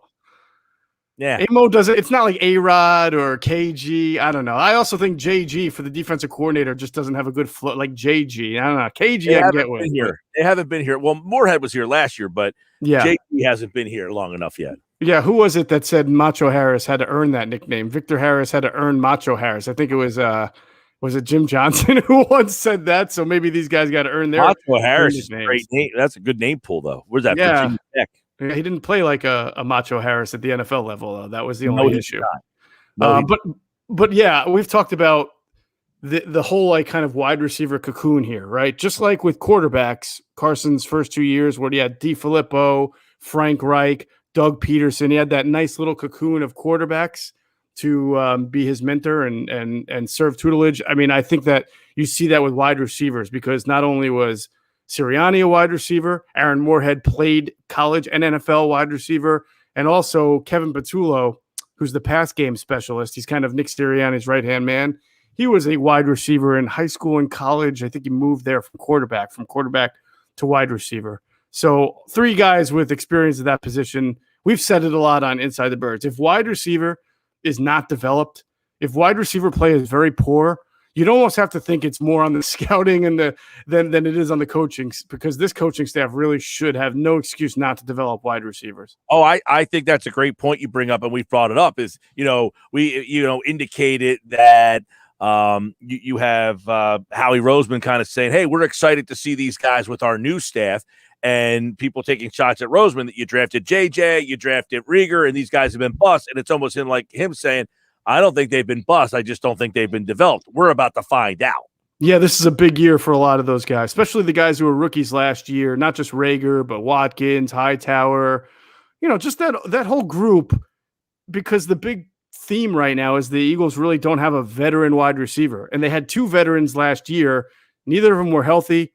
And I'm not quite sure either of them were really regarded as locker room leaders when I'm talking about Deshaun Jackson and Alshon Jeffrey, right? And so they now start over blank slate with a lot of young guys, first year, second year, or in Greg Ward's case, 5th, but technically really just second full year.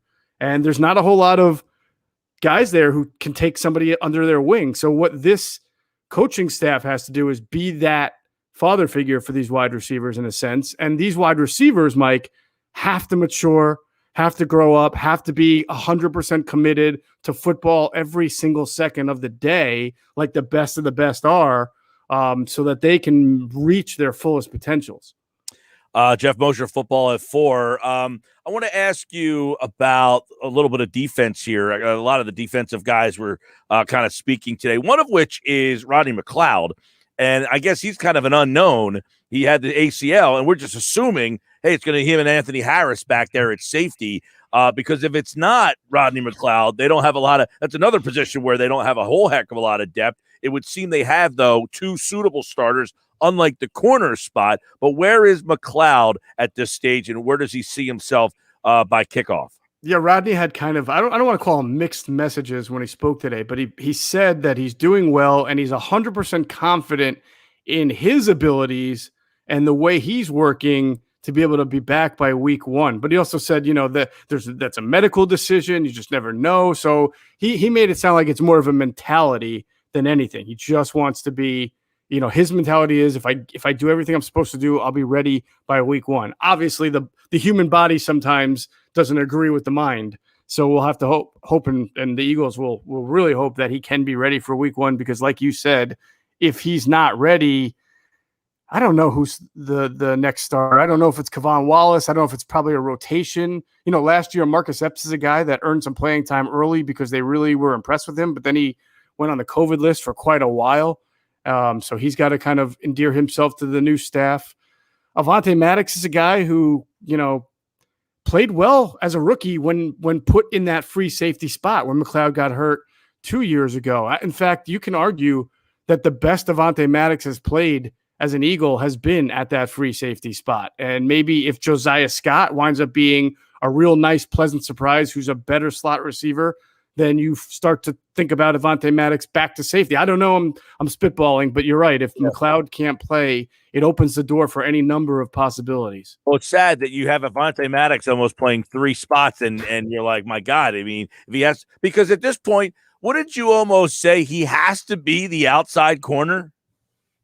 Well, I guess that depends on how well Zach McPherson can endear himself as a rookie 4th-round pick. I mean, if you're a coaching staff, you're a little bit biased because that's your guy, that you put more work into McPherson, into scouting, and right. You're probably going to exaggerate the good things that you see from him in camp and convince yourself that maybe he can start on the outside and is best for it. Or you just go the conservative route and say, look, we're going to play a lot of cover 2, so we're going to protect these corners anyway, and we'll put Avonte out there and give him a shot to see what he can do in our scheme. Right, exactly. So and then you have, all right, because he started there last year, you might say, all right, let's give him, if we don't bring anybody else in, let's give him the first shot at it. And if he doesn't play there, then maybe he goes to the slot. But if he's not, then it's like, well, we don't have a safety. We're going to have to move him there. I mean, that goes right back to how are they going to fix this corner issue? I don't know. This is why, I believe everybody's entitled to their opinion. But like when we get people, Mike, saying like, I think this team's going to be way better than people think. I see 10 or 11 wins. The division's not that good. But then you micro-examine some of the weaknesses on the team and you realize that they don't even have a starting cornerback opposite Darius Slay that you can depend on, or a safety right now next to Anthony Harris that will start. I have to say, like, let's look at this realistically too. They've got some real deficiencies in some areas. McLeod did say that he has all intentions of being ready for week 1, correct? He said yes, but he went on. If you really listen to what he said that's his mindset. That's what he's taking into it. So he almost made it seem like that's my mindset. Now, what the medical staff says may be different, but that's my mindset. He said that's what I have to say to myself to go forward and know that I can do this. Right. Yeah. And and Anthony Harris, who also spoke today, it was funny. I guess somebody was trying to get him to talk about Les Bowen. Les Bowen gave it the best try that you could give. I mean, he asked a question and a follow. He might as well have asked Anthony Harris, what's today? And Anthony Harris's answer might as well have been, I really like, vanilla ice cream, because the question and the answer were not consistent there. Les was asking, is this scheme going to look a lot like Minnesota's based on what you've seen so far? And Anthony's answer was like, well, every coach has a scheme and they borrow from everybody and it looks this way and it can look, and you have to be a good player in it. So he really gave no tells on that. You guys had over at Inside the Birds the latest edition of Q&A with Quentin Michael and Jason Avant. What do those guys think about, this talk about Julio Jones? We talked about it Monday. And obviously, anytime there's a big player available, the Eagles are always attached because of Roseman and the calls he'll make. Doesn't mean that they're even interested or not, but it seems that they're always kind of attached. But I'm interested to see what Avant – did he think that getting Julio Jones made sense for this team? He did feel like it would make sense, basically because I think his point, like many others, is who wouldn't want Julio Jones? He's a great player. He acknowledged the injury last year that limited Julio to, I think, 10 games or 10 starts and has, the foot that's given him problems in the past. But he also felt that he thinks Julio has 4 good years left before you'd start to see decline, because he just has off the charts. Like, he's a tall, big guy who runs routes like a small little guy. When you have a tower who can kind of route you up with the footwork like a Golden Tate can do, as a little guy, that's really special. And obviously he'd be a great addition to the team because he's talented, but he also could then show Rager, Devontae, and all the others what it's like to compete every single day. Well, that would be interesting. Like if you had Devontae, Julio Jones, and Rager, if they're, I don't want to say planning on playing him in the slot, but if they're comfortable with that, and those 3 guys were out there, that's an interesting situation. Yeah. Now you're Greg Ward, and you're like, can I start taking snaps at quarterback? You guys. Hey, I want to get your. I was looking over at now. Pro Football Focus has been putting their rankings out for every single position. We'll probably dive into these a little deeper, but the running back one I thought was interesting that came out. They have Miles Sanders as the 19th guy in the league, but he was last in the NFC East. I thought that was kind of interesting. They had Saquon Barkley, Zeke Elliott, and Antonio Gibson ahead of him. And that's interesting because Sanders was then 19th overall, but last in the NFC East. And it's funny because Gibson went to Memphis, and there's a lot of people, and I think you guys talked to the Memphis coach down there about Gainwell. There's a lot of people that like Gainwell more than they like Gibson, and yet they have Gibson ahead of Sanders.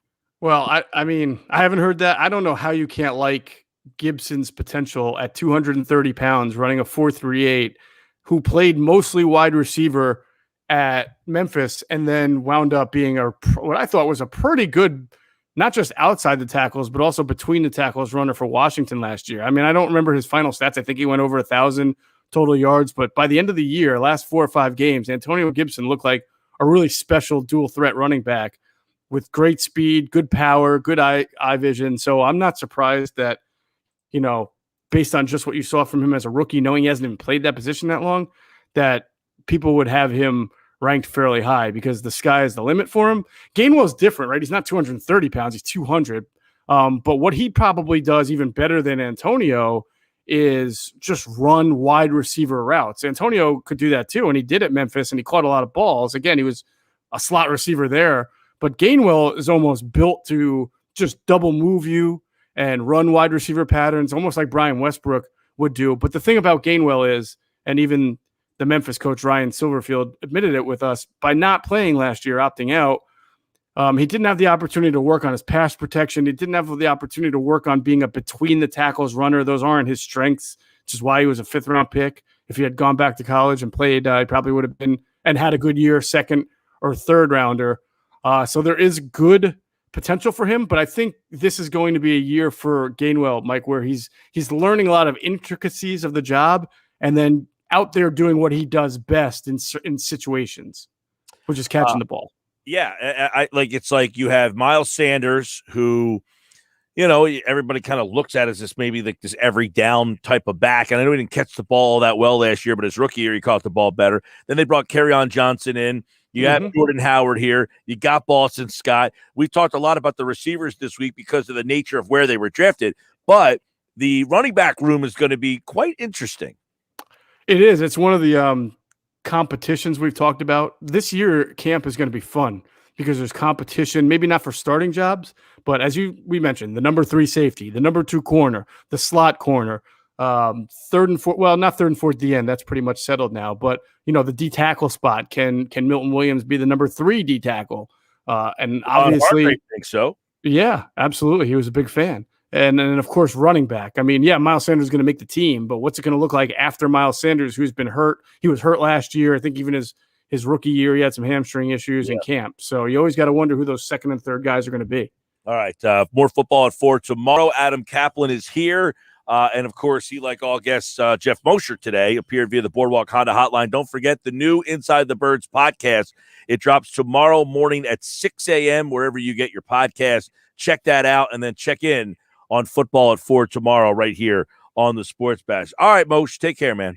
Mike, talk to you, man. Have a good Memorial Day weekend. You do the same. Mosher will be back. Actually, we're off Monday, so he will not be here on Monday, but we'll figure that out. Maybe we'll pop him on Tuesday or something like that here on the Sports Bash Live on 97.3 ESPN and the free mobile app. A lot of people watching the show today. We appreciate you guys out there. If you're watching the show, send us a message. Let us know where you're watching from. And we always like to post your messages up on the screen for the other viewers. Got a lot of text messages coming in. Mike, Jalen Reagor going to the slot is an embarrassment. The reason we were told they chose Reagor over Jefferson because he was outside guy and that Jefferson can only play in the slot. How's Reagor going to take the top off the defense from the slot? What a colossal mistake taking Reagor over Jefferson. Easy to say now. I have a feeling that if Jefferson was here, we'd be saying, man, what a mistake they made. This Jefferson guy stinks. The Eagles offense was pretty bad last year, if you didn't notice. I think you can take the top off right down the middle seam. Boom, right down the middle. And by the way, if you listen to what Mo said, they're not playing him in the slot exclusively. What Reagor actually said and what Mosher said was that they're going to move him around, that he plays he's going to be playing at the X position or the Z position, but they've moved him in the slot because they want to move him around the offense so that they can get the ball in his hands in more ways, which I have no problem. I don't care. I don't understand. Like, why do you have to be an outside receiver to be considered that's like the Ben Simmons thing. If you're playing in the slot and have 80 catches from the slot, who the hell cares where you lined up? I don't get that. Why is that an embarrassment? I don't care if you play in the slot. Get me the ball. Get me the ball. If I'm playing in the slot, if I'm playing on the outside, if I'm playing as a wing back, just get me the ball. I have no problem with Reagor playing in the slot. Now, to say they drafted him over Jefferson because he was perceived to be an outside guy and Jefferson was only a slot guy. Again, you're making the assumption that Jefferson was going to come here and be successful in this offense. He might be better. No one's saying that Jefferson's not better than Reagor. At this point, he's clearly better than Reagor is. He also played in an offense that was highly productive. The Eagles, not so productive. 13 different line combinations. Let's see how they utilize him. I thought the Eagles utilized him very poorly last year.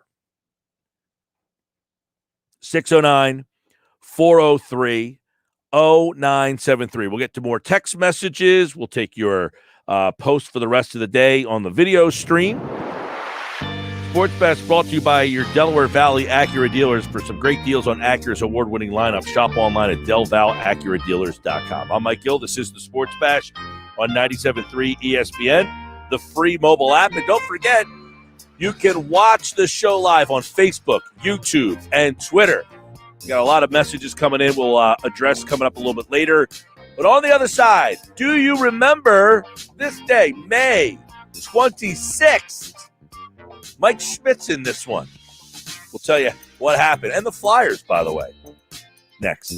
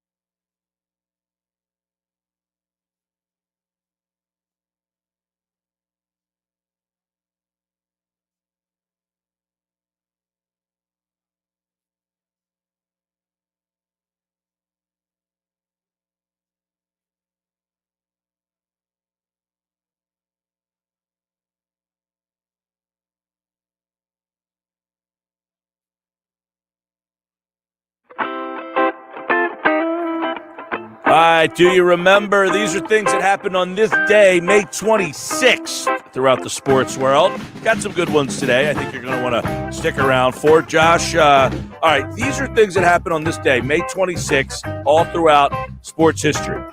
And some of them include some Philadelphia old school stuff. Mike Schmidt's involved with one. The Flyers are involved with one today. But I got some goodies. You ready?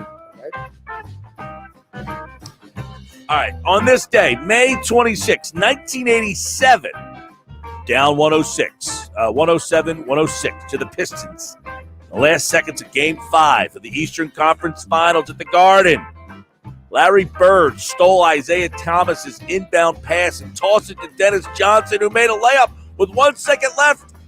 108-107 gave the Celtics a 3-2 lead in the series. They won it all in 7 games.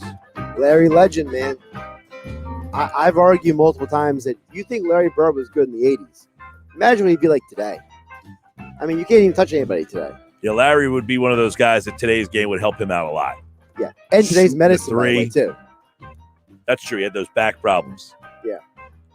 The guy seems to recover a lot faster nowadays. Those Eastern Conference battles, though, in the 80s there, those Celtic Pistons ones, man, that was theater. Like, I know the people are all jacked up about this Knicks thing. You're playing the Hawks, who haven't made the playoffs in they had a couple teams a year. But it's like Knicks, Hawks, Pistons, Celtics. That was something. Well, Pistons Celtics also came on the heels of the Sixers-Celtics wars themselves.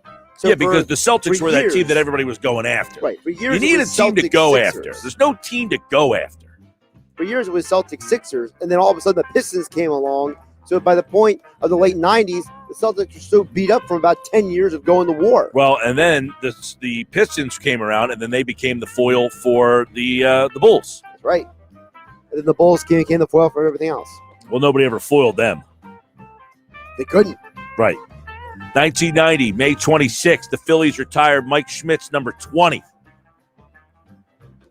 Kind of a sad situation towards the end there when he had to retire in, I guess he retired the year before, and he played like a handful of games and decided, like Mel Ott retired on this day. He was hitting .048, and he said, all right, that's enough. Mike Schmidt, when Mike Schmidt finally decided, I remember I was a kid, and what year? I think it was 89 that Schmidt decided, all right, it was 89. He played 42 games. He's hitting .203, which in today's game is actually half decent, with 6 homers, right? Right? He decided that at 39 years old, that's it. So it was the next year they retired as number 20. But think about that. Mike Schmidt hit .203 with 6 homers and retired because he thought he was so bad. And now .203 is acceptable. Yeah, Adam Dunn. He's not playing anymore. No, but he was one of those guys who hit like .205 and had 40 home runs. 92, Pittsburgh Penguins right winger Jaromir Jagr scores a goal backhanded from several feet away in a 5-4 win over the Blackhawks. Game 1 of the Stanley Cups. After the game, Mario Lemieux, his teammate, said, it was probably the greatest goal I've ever seen. Remember that goal? I do, and I always contend that Jagr may be, if not one of the most talented hockey players I've ever seen in my life. Oh, yeah. I mean, was he still playing? I think he actually owns a team in Europe, and he plays for them part-time. He was actually decent when he played with the Flyers that was like 10 years ago now. Yeah, well, he ended up playing for almost everybody, it seemed like, at the end of that career. Towards the end, Jagr... if you had me guess the teams he played for, obviously Pittsburgh, Flyers. Hold on. You pull up for me? Yeah, let's see. I wonder if I can name them all. I'm curious. I feel like it's like 10 teams. Yeah, he played for Pittsburgh. The Flyers. The Panthers. He played for the Rangers. Panthers. He played for the Bruins. Rangers. Bruins. The Washington Capitals. I think he played for the Calgary Flames. He did. There's one more. Wow, I nailed a bunch. Actually, 2 more. 2 more, okay. Did he play for the Carolina Hurricanes? He did not. Oh, never mind then. That's 1 strike right there. Oh my goodness. I'm trying to visualize where else he would have played. You're missing a big one. I'm missing a big one. Actually, I won't say a big one, but Did he play for the Devils? he did play for the Devils. All right. And what was the last The one? last one was the Dallas Stars. I would never remember that. Pittsburgh, Washington, Rangers, Philadelphia, Dallas, Boston, Jersey, Panthers, Calgary. He was playing in the NHL 2017, 2018, and he's still playing, by the way. He is 49 years old. Incredible. The dude's got a great head of hair, too. Yeah, he's still rocking the hockey hair. Hey, if you had that hair, you'd rock it, too. I wouldn't rock it that long. I can't go that long with my hair, dude. Well, if you could, you would. Speaking of hockey, in the year 2000, that was an old Conan O'Brien bit. You remember that? Not really. Somebody out there has to remember that. Oh, I'm sure there's a bunch of people who remember it. Just not me. Were you not a Conan O'Brien guy? Not really. I was more of a Jay Leno guy. Oh, Jesus. No wonder. This is where the disconnect comes in. All right, now I see. 2000 NHL Eastern Conference Final. Jersey Devils beat the Flyers 4-3. Speaking of the Devils. Yeah, now I got to refresh myself on that 2000 team. Who's on the 2000 Philadelphia Flyers, you know? I believe that was Keith Premu. That was that point in time, I believe. Was he on the team? Yeah, it wasn't the team that it wasn't the Lindros crew that got, knocked out. Right. Nah, I believe it was like Keith Premu. I mean, LeClaire, I think, was still hanging around at that point. I believe John Van Beesbrook would have been in goal. Let's say, who was the goal? You had Recchi, LeClaire, Lindros was on that team. Oh, wow, Lindros was. Yeah. Primo on that team. Primo was not on that team. No, Okay, him and Lindros did not play. Desjardins, Simon Gagne, Michael Renberg, Keith Jones. Oh, Keith Primo did play on that team. I don't remember him and Lindros playing on the same team. Terrian, Berube, Brindamore, Rick Tocchet. Wow.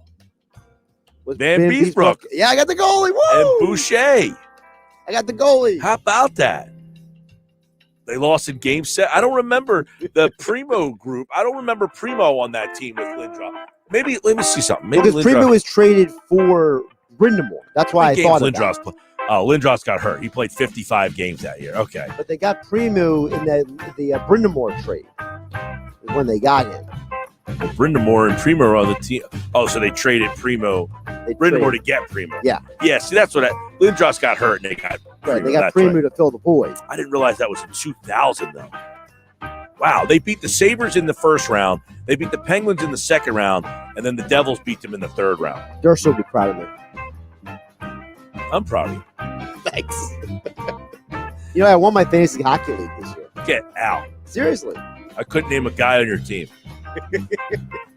Durso put on Twitter, he said, #blame Durso. How'd Durso do? I don't know. Durso didn't tell me he won his league. So we need some Flyers news so we can have Durso back on the show. Right.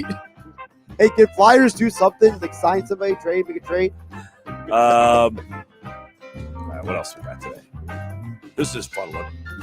Somebody texted in, by the way, in the year 2000. They got it. Good reference. You've got a real high pitch. In the year 2000.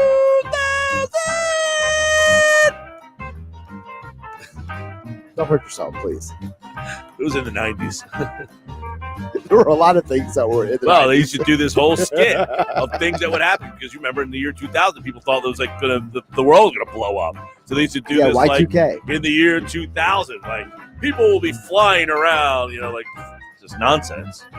Right up my alley. Of course, you were watching Jay Leno, so nonsense didn't apply. By the way, Durso did comment on the stream. Oh, is he watching today? He's watching. Durso, when's there any Flyers news going to happen? He says Lindros was still on the team in 2000. Game 7, Scott Stevens. That was the game, that Scott Stevens game? I thought that happened in like the mid-90s. Wow. I thought that was like 95. Durso's listening. Well, it's obvious. He just commented on the stream. He's not listening. He's watching. Yeah. You say Durso's name, he appears. That's funny. All right. Let me get you another one. On this day, 93, Jose Canseco's hitting the head with a fly ball that bounces over the fence With the Rangers. for a home run. You know who hit that ball? It Who hit that whole ball? Yeah. Oh my goodness, I have no idea. I would love to know though. Carlos Martinez hit that ball. Really? Wow. Yeah, who knew Carlos Martinez's name would come up on a Do You Remember? Not me. 2006, Derek Jeter is the 8th player in Yankees history to collect 2,000 career hits. Not surprising. I mean, that guy was just a hitting machine. So That was one of the best reactions you could have given. I'm just as real as it gets, Mike. For better or for worse. Now the gentleman texted, he says, you need the high voice for the year 2000. I thought I went pretty high there. You did go pretty high. I was getting worried about you there. Right? I mean, I have a pretty deep voice, but I just gave you soprano style. For that guy, it wasn't high enough. In the year 2000. Andy Richter. You were watching Leno, man. What am I supposed to do? It's funny. I just listened to a podcast about all these late night. Jimmy Traina had on. CNN is doing a whole thing about late night, the history of late night hosts. Oh yeah, and about the Carson show, and then about how Letterman wanted to take over for Carson, and how that whole thing fell apart. Right. That whole fiasco. But he was talking about how he's not a Leno guy, and I was saying I was not a big Leno fan. I enjoy Jay Leno. That's more of your humor. It is. Like you said, it all makes sense. Right. You can see clearly now the rain is gone. Yeah. 2018 Golden State Warriors. Klay Thompson, 35 points. They come from 17 down to beat the Rockets. 115-86. You're down 17 and win the game by like 30. Game 6 of the Western Conference. They would take Game 7 and advance to the NBA Finals. Is that the Chris Paul injured game? I think it was actually. If I remember correctly. Also, that was, I think, also the game that Klay Thompson got a couple fouls early in the game, and then he went nuts. Gill, you were crushing the year 2000 voice. Nice work. It's on the text board. I thought I was doing all right. It's from Andrew, who's listening out there somewhere. Some people are probably like, what the heck is he talking about? Like you, right? You got the Jay Leno crowd like, hey, what's this guy talking about year 2000? Huh? Pretty much. How's that Leno voice? That was actually solid. That's the first time I've ever tried that, by the way. It's not like I have Jay Leno voice in the backpack of voices that I could try. Right? Right. I'm sitting at home practicing the Jay Leno voice. Well, you're also the kind of person where you go off of audible tone with a lot of this stuff. So if it's not memorable, you can't really grab it. Yeah, you can't. Well, I can't do it on the spot either. I just have to do it. Whether either you do it or you don't. Like you can't tell me do Tom McGinnis. I can do Tom McGinnis, but you can't tell me to do it. Right. Tom McGinnis will be on the Locker Room Saturday. So I've heard. Yeah, that's should be really good. All right, that's. Do you remember May 26th? Mike Schmidt, uniform retired, number 20. No one will ever wear it again on this day. You know, we were talking about the other day about the kids with do they have the player's name in their glove? Didn't you send me a glove? Yeah, I sent you the glove from my trunk. And who was in it? Ken Griffey Jr. It was in your trunk where you just keep a baseball mitt in your trunk? I always have my sports equipment in my trunk. That's cool. Just mitten it. What are you going to get up in the park and start throwing the ball around? You never know, man. Yeah. You want to get a game of catch going on? I'm ready. Oh man, I'm looking forward to Memorial Day weekend. Maybe I'll have a catch. Last night, look at my hand, dude. We had practice last night. Oh my God, I hit 500 ground balls at least. And one of the parents afterwards says, "Hey man, do you always hit the ball that hard?" I said, "If they can't field them, they're out." I mean, I'm hitting rippers last night, but my elbow's been hurting me. Right. So it's the first time I've hit ground balls all year. Like really, I haven't really hit any. So I was worried last night. Mid-season form, and I told the guys, "That's only my first time. I'll get better." Their faces were like, "Oh my God." I'm notorious for hitting like just rocketing ground balls. All right, Sports Bash coming back.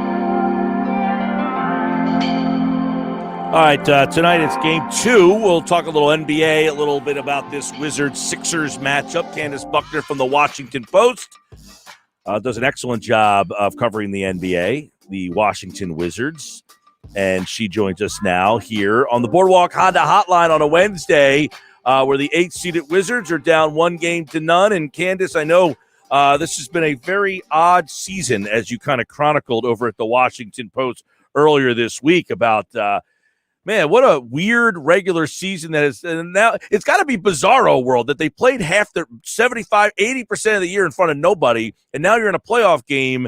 And I think you were in Philly the other night and you got this full building and things going nuts. It's got to be like a bizarro world for some of these players.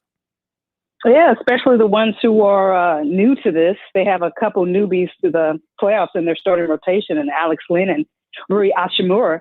But as our Wizards beat reporter at the Post, Ava Wallace, has chronicled, they've gone from being 15 games under 500 to essentially being, the feel-good story of the NBA.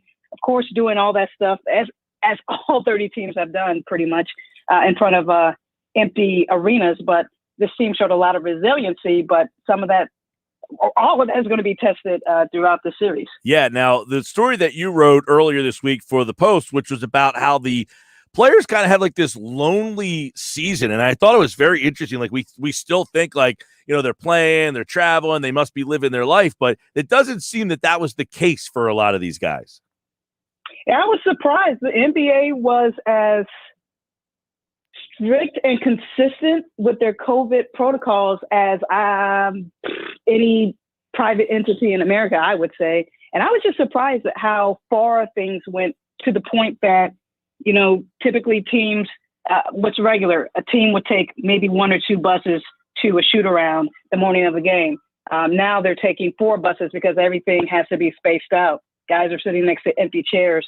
And even for the Wizards, which I'm sure is something that every NBA team had to do, they had separate spaces, like 2 different locker rooms, while they're preparing for the game, because you could not jam 15 guys into a locker room, which is mind-blowing because this is a team sport. You have to trust and build camaraderie with your teammate, hopefully to be successful. And none of these teams really got that. Candace Buckner, read her story over at the Washington Post. You also wrote about Joel Embiid, and about yesterday we talked to Michael Lee about how he has really matured and developed. Right. And you wrote about how he has really tormented this Wizards team. And when we look at this game tonight, he played 10 minutes in the first half and still scored 30. You wonder if that Washington team has any answer for him in this series. We're going to have to see it tonight, because if you're in foul trouble and you still go for 30 and you still get 13 free throws, that means that you're not being defended. And just imagine what Embiid can do when he's not in foul trouble. Their biggest thing is they tried to double team him. Sometimes they even tried to triple team him, and it didn't work out. As Rui Hachimura, one of the playoff newbies, said, they did it. They double teamed it, quote, half-ass. So how about some full throttle aggression? And if they are going to foul these guys, earn it. Show a little more physicality. You definitely need that against Joel Embiid. Well, one guy you could foul is Ben Simmons, and I'm just interested to hear, kind of an outsider's take on him, because here he's polarizing. He's either the worst player or he's the best player. There's almost no in between. So what do the Wizards, and when you see Ben Simmons, what do they think about Ben? 6'10", can defend any position on the court and still run like a deer and start a fast break. That's a problem. Of course, 6 points is a little suspect. However, clearly, Doc doesn't care about that. Clearly, his teammates don't care about that. 15 rebounds and 15 assists is enough. Maybe, earlier in the season, the Wizards broadcaster got a little flack for calling him the most overrated player in the league. And in a sense, a lot of NBA observers, they should understand where he's coming from, because offensively, Ben is not going to be, that maybe he won't drop 37 like Tobias Harris, but everything else that he brings to the table, I think any NBA team would want that, right? You would think, Candace, but I think a lot of people wonder, do other teams want this guy? Because here's the thing. It's almost like the Sixers had a roster before that was not built for him. When they added Green and Curry, right? That was like saying, Ben, this suits your skill set more. So you almost have to have the roster built for his skill set. Right. And the skill set is passing. As he's called by Bradley Beal, being a willing defender. Brad, who is an all-star, second in the league in scoring, could not get off when Ben Simmons was guarding him. You need somebody like that if you want to win a championship. Maybe maybe you would think that would be more of a role player. However, again, just all that he brings to the table in setting up shots. That's creating offense, even though he's not putting the ball into the hole and maybe not make his free throw shots, which he needs to do. Yeah, he does. You can't defend that. He needs to do that, especially in the fourth quarter. But everything else, that's I don't know, defensive player of the year this year, but definitely he deserves to be in the conversation. Candace, when you look at this Washington team, after, you write the story about how lonely it was and the separation, are you surprised at how they have seemingly come together late in this year to make this run? Yeah, I think a lot of it has to do with getting healthy. The unquestioned leader right now is Russell Westbrook. And of course, he joined the team right before training camp because of the blockbuster trade that sent John Wall to Houston and brought Russell here. But he started the season basically playing on one leg. Once he got healthy, once the guys came back from the COVID protocol in January, remember they had 7 guys out at one point. Things started to click, and I think what Russell, who has a long history with Scott Brooks, is pretty much the biggest reason for that. Tonight, game number 2, right here on 97.3 ESPN. Just a little look at how the NBA life has been going. Candace Buckner from the Washington Post, kind enough to join us here on the Sports Bash Boardwalk Honda Hotline. Candace, thanks so much. Thanks for having me. Yeah, that was great. The article was fantastic that she wrote about this lonely, taxing regular season. And it's like so weird. Like, and the point that she brought out about the locker rooms and like they separated, like, it was a really good read. Check it out. And obviously she's done a great job covering the Wizards over the years and the NBA, Candace Buckner. But she said, wouldn't everybody like to have Ben Simmons? You hear how innocently it was like, wait a second. Wouldn't everybody like to have? You would think. That's what you would think. Candace, good point. Oh, boy. Sports Bash live, 97.3 ESPN. Geoff wants to know, wait, the Kevin Durso in the chat? Yeah, he was in the chat. He's watching the show. Boy. All right, more text messages, more reaction on the other side. Jeff Kerr talks a little NFL at 5:25. Stick around for that. I'm Mike Gill. This hour has been brought to you by Prop Swap.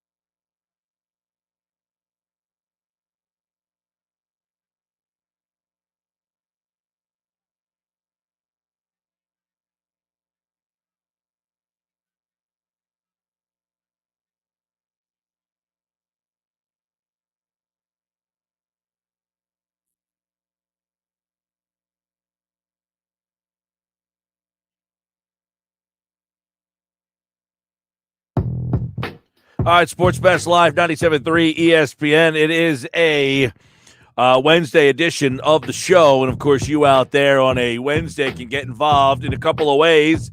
609-403-0973. 609-403-0973 is the text board. You can watch the show live through our Facebook, YouTube, or Twitter pages. And, of course, listen on the app on your phone. You know, if you're going to listen on the app on your phone, you might as well just watch the show, too. You can watch the show on your phone. Guys, you can keep talking because I'm digging the music. That was good. I like that music. That was back during the Do You Remember? Mike, nice work. You are crushing the year 2000 voice. I did my best. All right, I want to get to this one, though. Candace Buckner made a great point about, wouldn't everybody want Ben Simmons? And I said, you would think. We'll find out tonight. Tonight's a big night for Ben. Tonight's a big night for Tobias. You do it once. Well, I say you do it once. I'm in the camp that Ben had a great game the other night.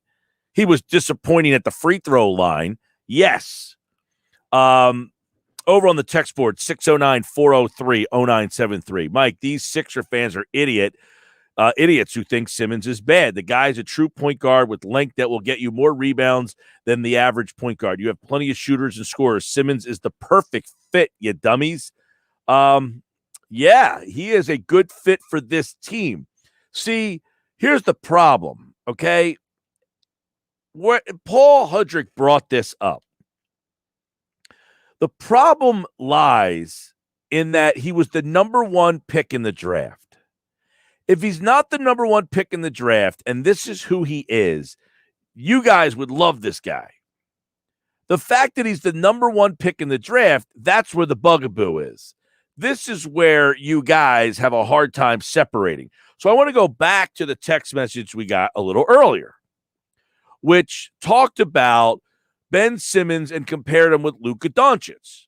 Now, Luka scored 39 points last night, right? I think he scored 39 points. Yeah. He was 16 of 29 for 39 points in the game. He had 7 assists. Now, he was just 2 of 7 from the free throw line. So, you know, he was essentially like, okay, he missed 5 free throws. So you could say he was 0 for 5. Ben Simmons went 0 for 6, but he was 2 for 7. So he missed 5 free throws. He had 7 turnovers in the game, Luka Doncic did. But in 2 playoff games, he's averaging 35 points and 9 assists, which is unbelievable. But think about this, and this is where the scoring aspect of it really comes into play. The scoring part of why we think somebody's, whatever you want to use. What was the word the text message used? Special. Why do we think Luka Doncic is special, but we just think that Ben Simmons is a good player? It's because of the scoring. Luka, who scored 39 points in the game, he only accounted for 53. I say only. He accounted for 53 points for the Dallas Mavericks. Ben Simmons only scored 6 points in the game, right? He only scored 6 points, which is very pedestrian. But he accounted for 48 points in the game. So, yeah, Luka accounted for 53, which is more, but he scored 39. Ben Simmons accounted for 48 points in the game. One guy we say is special. The other guy we just say is good. They just did it in different ways. Luka scored 39 to get to his 53. Ben scored 6, but he's got to 48. Doncic was 2 of 7 from the free throw line. Not very good. You know, we talk about Luka, the difference between him and Ben. Luka, volume. He takes a lot more shots than Ben does. That's one of the big differences between those two. Luka is a willing shooter. Ben rather have someone else to shoot. Ben could probably score 27 if he wanted to have the shooting percentage that Luka does, which is not very good. You know, this season, Luka Doncic shot 47% from the field. Ben Simmons shoots 55% from the field. The difference is Luka takes 20 shots a game. Ben takes 10. If Ben took 20 shots like Luka did, he'd probably average 27 points. He averages 27 points a game. Ben Simmons is at 14. You double the shots, you double the points, boom. And Ben would be at 28. I mean, that's essentially the difference, is that Luka's willing to shoot. He shoots 20 times a game. He takes, on average, 20.5 field goals a night. He makes 9.8 of them. Ben makes 5.6. So if you just double Ben's attempts and double his field goals, he's going to average actually more points a game than Luka Doncic would. Now, Luka plays more minutes a game than Ben does. Ben only averages 32 minutes a game, and Luka Doncic averages 34 minutes a game. One other area, Luka averages 27 points, but he also takes 8 threes a game. Of course, Ben does not take any threes per game. But Luka is not a good three-point shooter. He only connects on 35% of his threes. Now, Ben, it's not fair.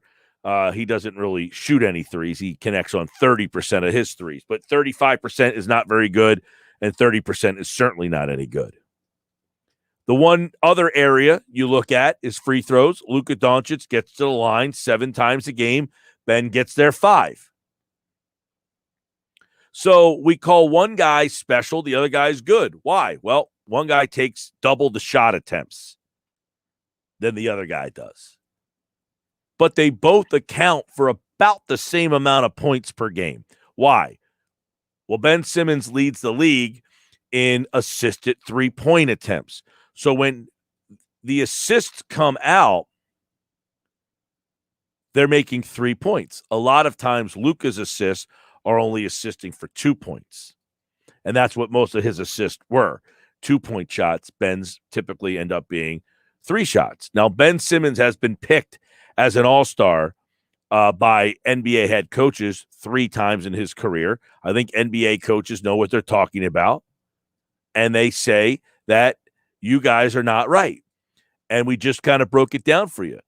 Luka, who is a fantastic player, was really the difference maker in that game last night, right? 39 points. But when you break it down in that style, he scores 39 points in that game last night, and he scores 27 per game in the regular season. He scores 27, he takes 20 shots. His field goal percentage is not very good. 47% from the floor is not good. Ben Simmons shoots 55% from the floor, and people complain that he can't finish. Right? So if you watch Luka Doncic play all the time, you wouldn't complain that he can't finish, even though he only shoots 45% from the field. But he just doesn't, he's just a volume shooter. That's the difference. He takes bad shots. He takes a lot of shots. But he has to. He doesn't have the help that Ben Simmons has. Ben Simmons could score more points if he shot the ball more. His team doesn't need him to. That doesn't mean he's not special. It just means he's different. And being different many times makes you special. That is almost the definition of being special, is that you're different. Luke is different in that his size and strength, he doesn't have a great cast around him. You know, he doesn't have, it's a lot like Ben Simmons had a couple of years ago. He does not have a team that is very good at shooting the three. You know, Josh Richardson, 33%, not very good. He's got Porzingis, who barely plays, shoots 37%, which is right around good. Hardaway shot about 40% this year. That's pretty good. Brunson shot the ball pretty well this year. They also are in an offense, by the way, that has more touches than the Sixers do. Playing in the Western Conference. There's more, they have more possessions than Philadelphia does. So I feel like that text message is an interesting comparison of just two players who are similar in terms of the ball handler, the main ball handler, but definitely different mentalities. Right? Are you telling me you'd rather have Simmons over Luka? You'd make a bad GM. Have a great day, guys. Love the show. No, I didn't say I'd rather have one over the other. I'll take both of them. I don't have a preference. I think they're both special players. Ben Simmons is special. Luka Doncic is special. I'm not saying that. I didn't say I'd rather have one over the other. I think you can win with both of those guys. I think that Luka is a better scorer because he wants to score. I think if Ben wanted to score, he could shoot 20 shots a game and probably score 25 points a game. He doesn't shoot the ball. His rookie season, his first 2 years in the league, Ben, he shot the ball 12 times per game. He averaged 17 points his second year. If he shoots more, he's going to score more. Why? Because he shoots 58% from the field. His career field goal percentage is 56%. Luka Doncic's career field goal percentage is 40, let's see. Luka's career field goal percentage, it's not very good. It's under 50%. I know that. His career field goal percentage is 45%. He averages 19 field goal attempts per game in his career. Ben averages about 12. So, yeah, when Ben shot more, he scored more. I mean, he scored his first 3 years in the league, 15.8, 16.9, and 16.4. All 3 of those years, he shot the ball more. If he shot the ball more, like the guy said, you'd rather have one over the other? No, I didn't say I'd rather have one over the other. The guy texted and said one guy's special, the other guy isn't. I didn't say I'd rather have one over the other. I'm just telling you they're both special players. If Ben Simmons shot the ball more, as evidenced in his past, he would score more. If he scored 17 a game, that would probably make most of you very happy. Most people are mad because he doesn't score enough. And I would imagine tonight he's probably going to be in that 12 to 14 range if they win this game. Why? Because Tobias Harris is probably going to be around 25. Joel Embiid, who, by the way, if you haven't noticed, scores about 30 points a game. What does that do? That takes away from Ben Simmons scoring points. Now, if you remember, Ben Simmons, without Joel Embiid, 3 times, 42 points, 34 points, and 34 points. So when Joel Embiid was out, someone had to pick up the scoring. Ben Simmons can tap on the score button and do it whenever he wants to. You get mad because he doesn't do it when you want him to do it. He does it when he needs to do it. That's the big difference. And it's going to be on display tonight. I would imagine you're going to see Ben in this series not score a lot of points. Unless the nights that Ben scores more points, I would imagine, are the nights that A, Joel Embiid is not playing, or B, Curry and Green do not shoot the ball all that well. If those guys are shooting the ball well, he doesn't really need to score all that much. 609-403-0973, 609-403-0973. It's the Sports Bash Live on 97.3 ESPN, the free mobile app. And if you're watching the show live, you can watch it over at Facebook, YouTube, and Twitter.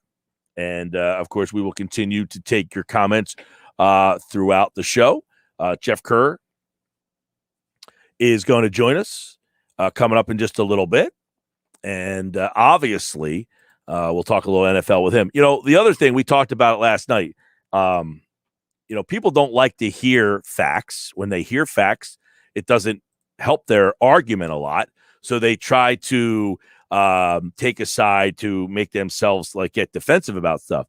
Again, the guy said, I didn't say I'd pick one guy over the other. I didn't say I'd pick Luka Doncic over Ben Simmons or Ben Simmons over Luka Doncic. Wasn't asked that question. So I didn't even offer that up, right? Kyle is watching on Facebook. He says the big problem with Simmons is that he's always been billed the wrong way. What I mean by that is that if he had been billed as a 6'10 Jason Kidd, we would all love him. Probably, Kyle, but a lot of people aren't. They're not.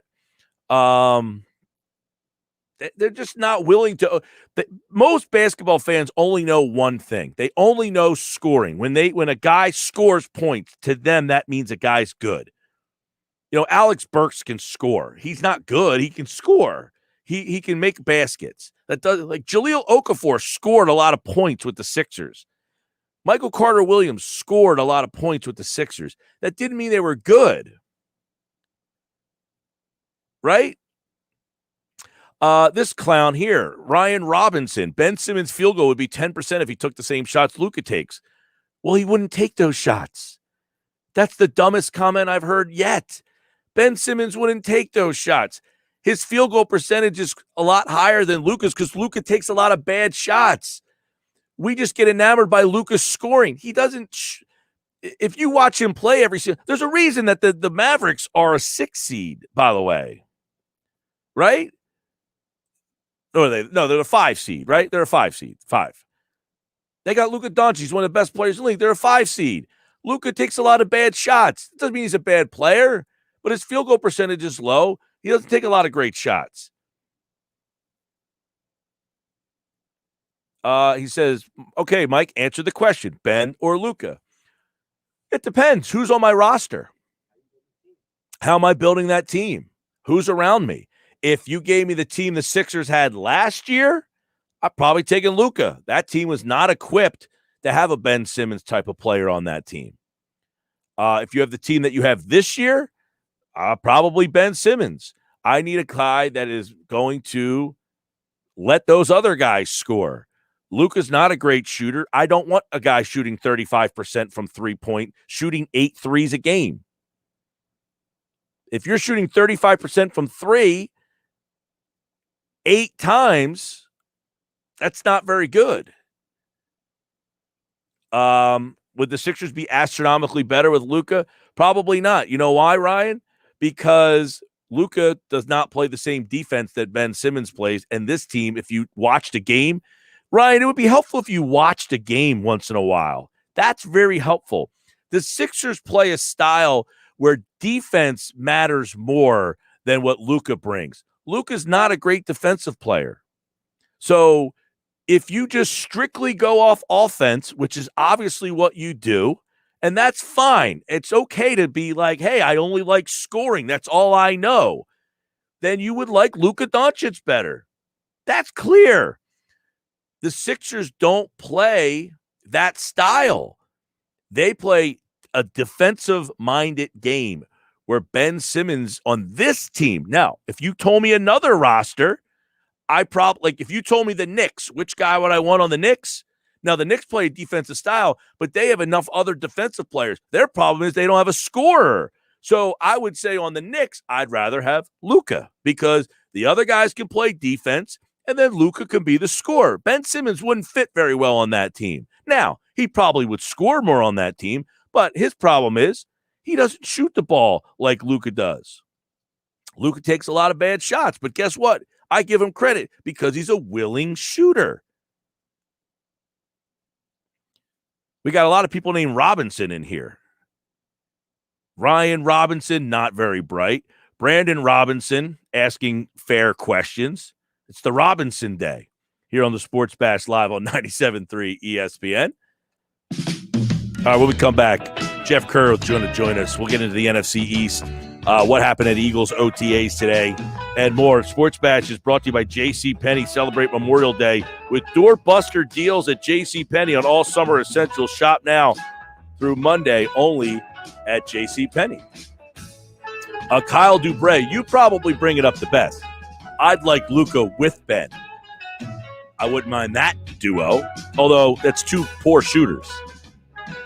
People forget. They don't watch Luka play all the time. He's not a great shooter. 35% is not a great percentage. It's just average. That's And he shoots 8 threes a game. He has to. That team's not very good. There's a reason they're the 5 seed. Or the 4. What are they? 5, 4? They're the 5. They're the 5, and the Sixers are the 1. There's a difference. I know you guys know why. You just don't want to admit it, and that's okay. Boy, Sports Bash Wednesday. It's only Wednesday? Holy moly. 2 more days of this. All right, coming up, Geoff Kerr talks a little Sports Bash live, 97.3 ESPN and the free mobile app.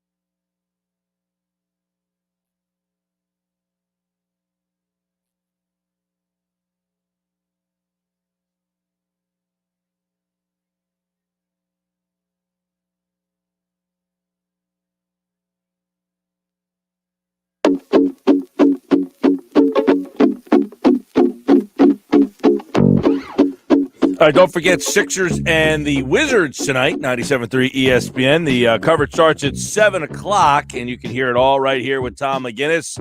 Jeff Kerr covers the NFL for CBS Sports.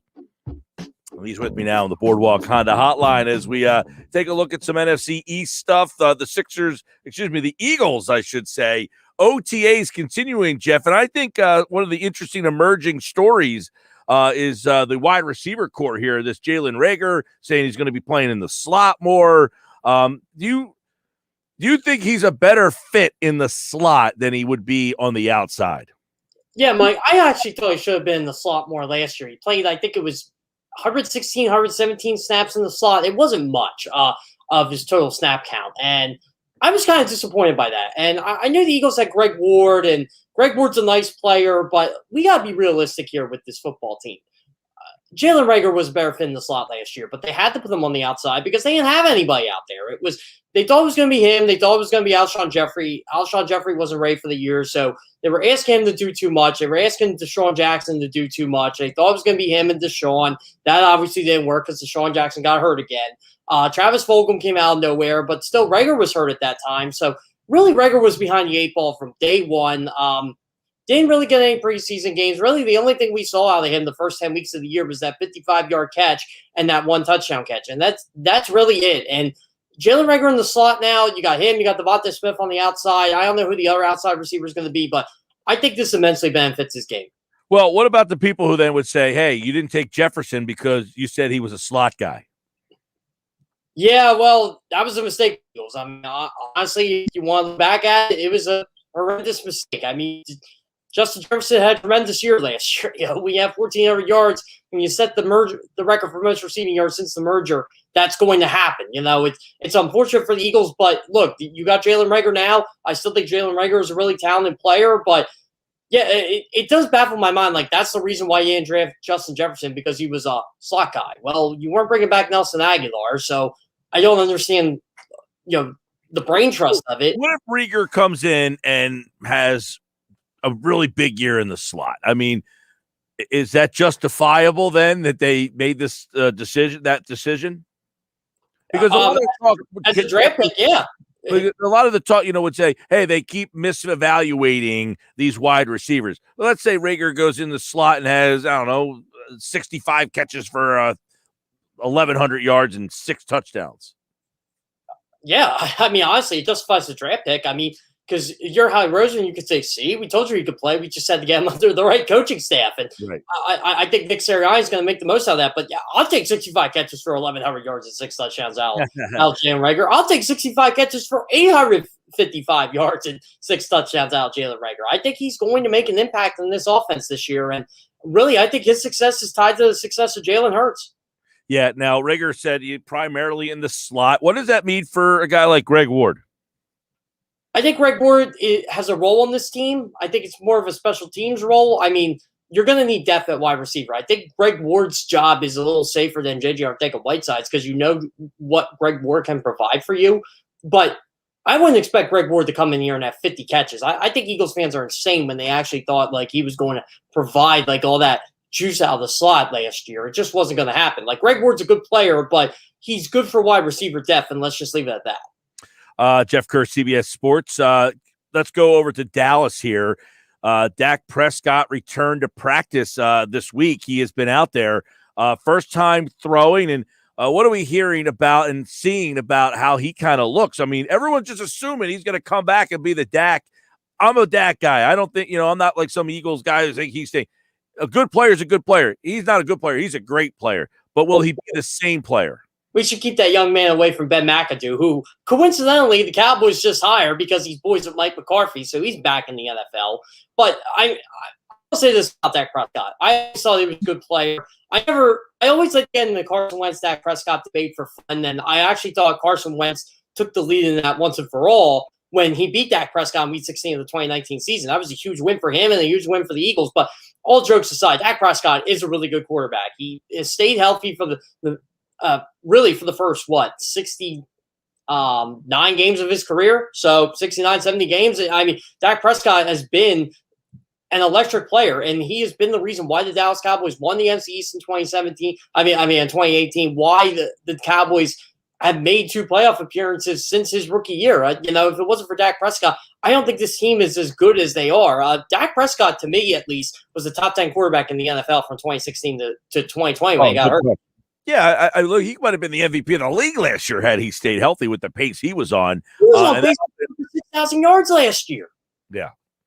And that offense is, you wonder, DeMarco Murray, he had that monster year, came to Philly, and he just ran out of steam. You wonder when that year's going to hit Zeke Elliott. It might already, because he got the contract. Last year, I didn't think Zeke had a good year. Zeke wasn't Zeke. He wasn't Zeke from 2016 to 2018. Really hasn't been.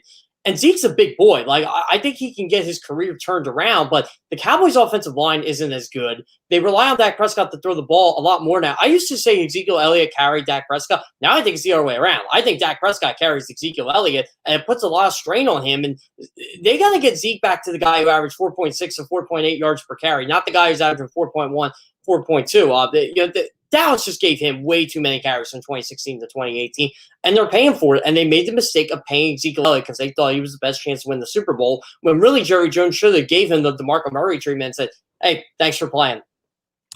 Over to the Giants, Jeff Kerr, Kadarius Toney, he's going to kind of be like a Jalen Reagor because he got drafted in that first round. Now, it wasn't like was there? I guess was Bateman taken after Toney? Bateman was taken 27 by the Ravens. So. Right. So Tony's kind of like the Reagor. Like, hey, you had Bateman on the board. You took Toney. Right now, it looks like they're going to use him all over the field. Like they're going to get him in different spots. So it's going to be jet sweeps, mini, screens, all that kind of stuff for Toney. He's going to be an interesting part of that Giant offense. Yeah. And what I think helps Kadarius Toney is he has Kenny Golladay. He has Darius Slayton. He has Sterling Shepard. There are proven receivers on this Giants team. When Jalen Reagor was drafted by the Eagles, there wasn't. So, yeah, you can use him in end of rounds. You can use him on punt return. You can use him for deep plays, a lot of gadget-type plays, which is what I like the fit of Kadarius Toney, and you're not asking him to do too much with this football team. He's not coming in here to be the savior. That's Kenny Galladay's job. Darius Slayton is a good big play receiver. Sterling Shepard will be back. He'll be healthy. You have Saquon Barkley. You have Evan Ingram. This guy is more of, hey, you know what? Just be the fourth option. Develop this year. We're not asking you to have 50 catches for 700 yards and 10 touchdowns. What do you make? Real quick, let's go to Washington and kind of check in on what's going on down there. I would imagine, I was reading the Pro Football Focus list of the running backs. I don't know did you check that out? Antonio Gibson rated higher than Miles Sanders. Miles Sanders 19 on the list. Antonio he was good last year, though. He was. Oh, I had him on my fantasy team. Believe me, I know. But I think a lot of people kind of look at that. So does Washington build their offense around Gibson? I think he's going to be an integral part of the offense. I think what Washington did ultimately was take the burden off him a bit because they were really relying on him the last 5-6 weeks of the season. And I don't want to say the kid got burned out because he didn't, but I think they gave him a lot more carries than he ultimately thought he was going to get. Remember, they had they had like a running back by committee there for a while, and they still have J.D. McKissick. Keep that in mind. He had like 70 catches last year. So he's going to be a big part of this offense as well. But now you got Curtis Samuel to go with Terry McLaurin. You got De'Ami Brown. Ryan Fitzpatrick's in there. It's not all let's rely on Antonio Gibson, who I don't want to say he faded down the stretch, but I think Washington definitely worked him a lot more than what they initially thought they were going to do. But he did break out in a big way for them. And look, he'll come in as the number one back, the feature back, no doubt about it. But I expect them to give J.D. McKissick the rock a little bit more too. But Antonio Gibson, to me, he's the guy you got to stop in this offense. Saquon Barkley was number 7. Zeke Elliott was number 12. Gibson was 15 and Miles Sanders was 19. So I thought, Sanders was the lowest rated back in the NFC East. A little surprising, I guess. I don't like how Saquon Barkley's 7. He's never on the field. I mean, we know how good he is, but, it isn't the best availability at this point, and he's just not available. And look, we all know what talent he is, and at the end of the year, 7 might be way under for Saquon Barkley, but I got to go to Miles Sanders here. Miles Sanders is a home run threat. He had 3 runs of 70-plus yards last year. He was 3rd among all running backs in yards per carry. Like, what are you evaluating this on? Like, PFF is a weird grading system to begin with. That's why I don't like them. They're like, oh, well, he dropped passes. Well, the year before he caught a lot of passes. And he was one of like a few running backs that have 500 receiving yards in his rookie year. He's almost like an Alvin Kamara type. I mean, I just don't get it. Like, are they going by pass protection? I don't know how they grade all these guys sometimes. I mean, if Miles Sanders is the worst running back in the NFC East, so be it. The NFC East has a lot of talented running backs, but I feel like this is a little unfair to Miles Sanders because he was better than Ezekiel Elliott last year. Let's be clear about that. Jeff, give me your thoughts on this whole mess with Julio Jones and the fact that now the Falcons are complaining that they feel that this whole call with FS1 puts them at an unfair advantage because now teams know they want to trade them. This whole thing is turning into a disaster. Oh, the NFL might be punishing Fox for this. Like, first off, I don't want to bash our network here because I work for CBS, but you couldn't tell Julio Jones that he was on speaker and we're on live television? That wasn't hard. Like, Joy Taylor tried to do it. I'll give her a lot of credit. Right, exactly. The whole point because Florio said today that they tried to get the audio clip to get permission, which is a courtesy that you always say yes, but they said no. That kind of indicated that they know they're in some hot water by not telling him he was on live television. Yeah, it's not like, look, I don't know Mike Florio's relationship with Fox, but because he works for NBC, but he said it's a courtesy. You ask for a clip, you get the clip. That's a common courtesy. Well, yeah, exactly. So, yeah, they know they're in trouble then. Yeah, you're absolutely right, Mike. They know they're in some hot water for this. And it's unfortunate. Like, who knows what, really Julio Jones has the hand here because he could say, look, I knew I was live. They didn't have to tell me that. But as far as we know, he didn't. And I'm sure his agency is telling him, hey, look, you got to plead, innocence on this one here. You didn't know, and you're going to stick to that because that's going to ruin this whole trade thing. Like, I know teams have called the Falcons about Julio Jones. The Baltimore Ravens were one of those teams that called him about Julio Jones, and the Falcons kept playing, their poker hand saying, well, look, we're not really trying to trade him. Well, it turns out they are, which, again, this is what's mind-blowing, Mike. Why do you draft Kyle Pitts at number 4? You don't draft a quarterback. Isn't the point of drafting Kyle Pitts so you put him with Julio Jones and Calvin Ridley and Hayden Hurst and Russell Gage? Why are you doing what you're doing here? Right. The NFL today announced a different cut-down process as well for 2021. Yeah, I was going to say, what's the impact here? Well, for one, we don't have to work on Saturdays anymore, Mike. I can watch first Saturday college football in peace for the first time in about 7 years. So thank God the NFL did that. But yeah, it's pretty much this is what it is, Mike. It's you go down to 85. I forget the exact. I think it's the 17th. You go down to 85, which is the Tuesday. Yeah, and then it's Tuesday, August 24th. You go to 80, and then you go down to 53 on Tuesday, August 31st, which is a full 12 days for the start of the regular season. That's huge. Tuesday. Yeah. You know why they did this? Because they don't have a 4th preseason game anymore. They have all that time off. So teams probably know who's going to be on their roster anyway. So you get that extra time off. You get that extra week of practice. I'm all for it. You don't have 4 preseason games anymore. You have 3. You don't need that final waste of a cut-down day or a preseason game, which pretty much NFL teams know who they're keeping anyway. Like, remember in 2016, Paul Turner had the game of his life in 2016, and he still didn't make the Eagles. Yeah, there are. So real quick, 3 different dates this year.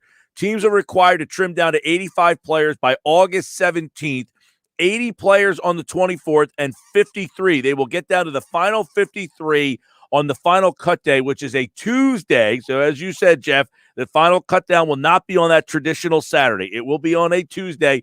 And right, because there's 3 preseason games this year, that changes the dynamic. So, and by the way, we just said August, what was the date? 31st. No, the first cut down date. Oh, the first, that's the 17th. August 17th, which means we are almost 2 months away, getting close to kickoff. We will continue the NFL. Yeah. I'll tell you what, too, Mike, September 1st is going to be a big day, too, because that's going to be when practice squads are formed. Practice squads are formed. Okay. Oh, September 1st. Yes. And June 1st will be Tuesday. So we are off Monday. we'll have to have you on Tuesday instead of Monday since we're off on Monday because June 1st is a big day on the NFL calendar. Geoff Kerr, CBS Sports. Now, we did not touch on Geoff's Eagles predictions. That's over at cbssports.com at Geoff Kerr CBS. We will break that down a little bit more on Friday to kind of lead you into the weekend there. But you might be surprised at the record Geoff has for the Eagles game by game. Go check that out at Geoff Kerr CBS, and then we'll talk about that on Friday's edition. All right, man. Have a good rest of the enjoy the Sixer game. I see your Sixer gear there. Oh, I gotta represent tonight. Hopefully.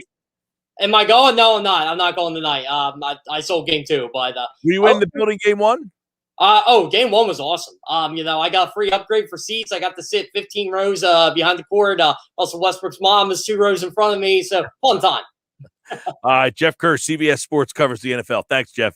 Yeah, no problem. Thanks, Mike. And he, like all guests, appeared via the Boardwalk Honda hotline as the Sixers and the Wizards tonight right here on 97.3 ESPN. Great stuff from Geoff on the NFL as always. And when we come back, we got the 5 sound of the day. I'm looking forward to this Sixer game tonight. We'll break it down all tomorrow. Keith Smith will be here to talk a little Sixers. Adam Kaplan for football at 4.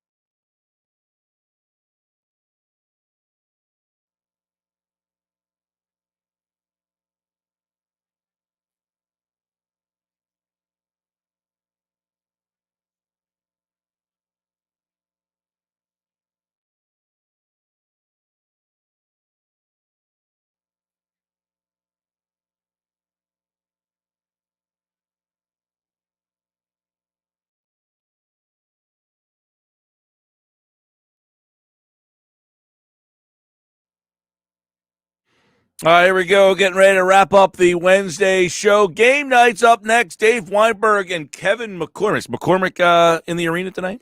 I actually don't know. That was not part of our conversation today. So I'll find out when the audience finds out. Okay. Well, he might be there. He may not be. Candace Buckner from the Washington Post is a NBA writer for a long time. She said this about Ben Simmons. 6'10", can defend any position on the court and still run like a deer and start a fast break. That's a problem. Of course, 6 points is a little suspect. However, clearly, Doc doesn't care about that. Clearly, his teammates don't care about that. 15 rebounds and 15 assists is enough. 15 points and 15 assists, she says, is enough. She said Doc doesn't care. His teammates don't care. She went on to say more about Ben Simmons in this series. Earlier in the season, the Wizards broadcaster got a little flack for calling him the most overrated player in the league. And in a sense, a lot of NBA observers, they should understand where he's coming from, because offensively, Ben is not going to be, that maybe he won't drop 37 like Tobias Harris, but everything else that he brings to the table, I think any NBA team would want that, right? Any NBA team would want that, right? But not if you're certain Sixer fans. Well, she said the key thing, because Tobias Harris scored 37. Well, she also said if you're running an NBA team, the majority of people who hate on Ben Simmons have never and will never run an NBA team. Have never and will never. I would say it's safe to say there's nobody in the listening audience who ran an NBA team. Who's complaining about Ben Simmons? Simmons? To think. Is there anybody that could be in the NBA? I mean, maybe Chris Ford, the father, if he coached an NBA team, maybe he's listening. He lives in the area, right? Do you think Chris Ford hates Ben Simmons? I would think not. I don't think so either. As he's called by Bradley Beal, being a willing defender. Brad, who is an all-star, second in the league in scoring, could not get off when Ben Simmons was guarding him.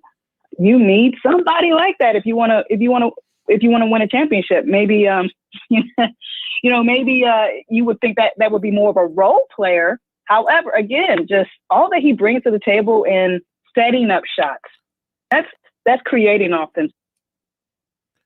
The whole defensive part of it gets lost in the sauce. Somebody tweeted at me that said, I hear you pumping up Ben Simmons, but he's not on par with Doncic until he starts taking over games on a consistent basis. Again, it's not about he does take over the game. He just takes over the game differently. I said, I didn't say he's on par. He's just different. Right. He can be different and great. Like Rodman was great. Jordan was great. They were different. They were both great. They were just different. And also how you build your team matters as well, because the Sixers obviously built their team with the understanding that Ben Simmons was not going to be the primary scorer or the secondary scorer. So if you're a basketball team... And real quick, I think that's an area that Brett Brown, I think Brett wanted him to be more of a scorer. Yes. And Doc has acquiesced to, I don't need you to be more of a scorer. But I think Brett needed him to be more of a scorer because of the roster that he had. Correct. And also the fact that, at the time, Brett was there when they drafted him. So they may have had predisposed opinions about him when they drafted him, whereas Doc's coming in with a completely fresh set of eyes.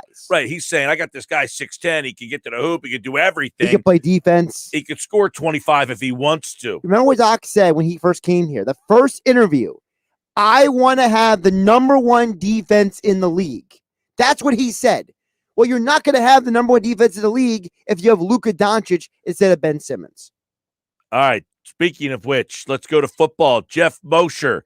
We're not talking defense. We're talking offense. What about Jalen Reagor?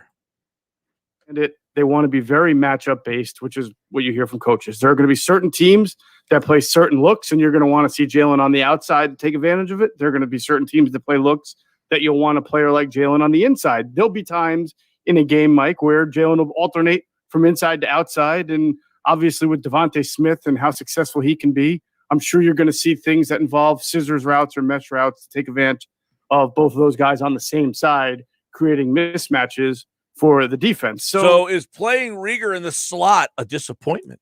No, because I need a player who's going to win the matchup. He's right. You need your receiver to win a matchup. You don't care about whether they line up in the field. I don't care where Tyreek Hill or Michael Thomas line up as long as they win their matchup and get me touchdowns. Yeah, I don't care where. It's almost like Ben Simmons. I don't care who scores the points as long as you win. I don't care where you caught the ball from. Just catch it and do something with it. Dave Weinberg at 6:15. Kevin McCormick at 6:40. That's game night. This is game night. Sixers, Wizards.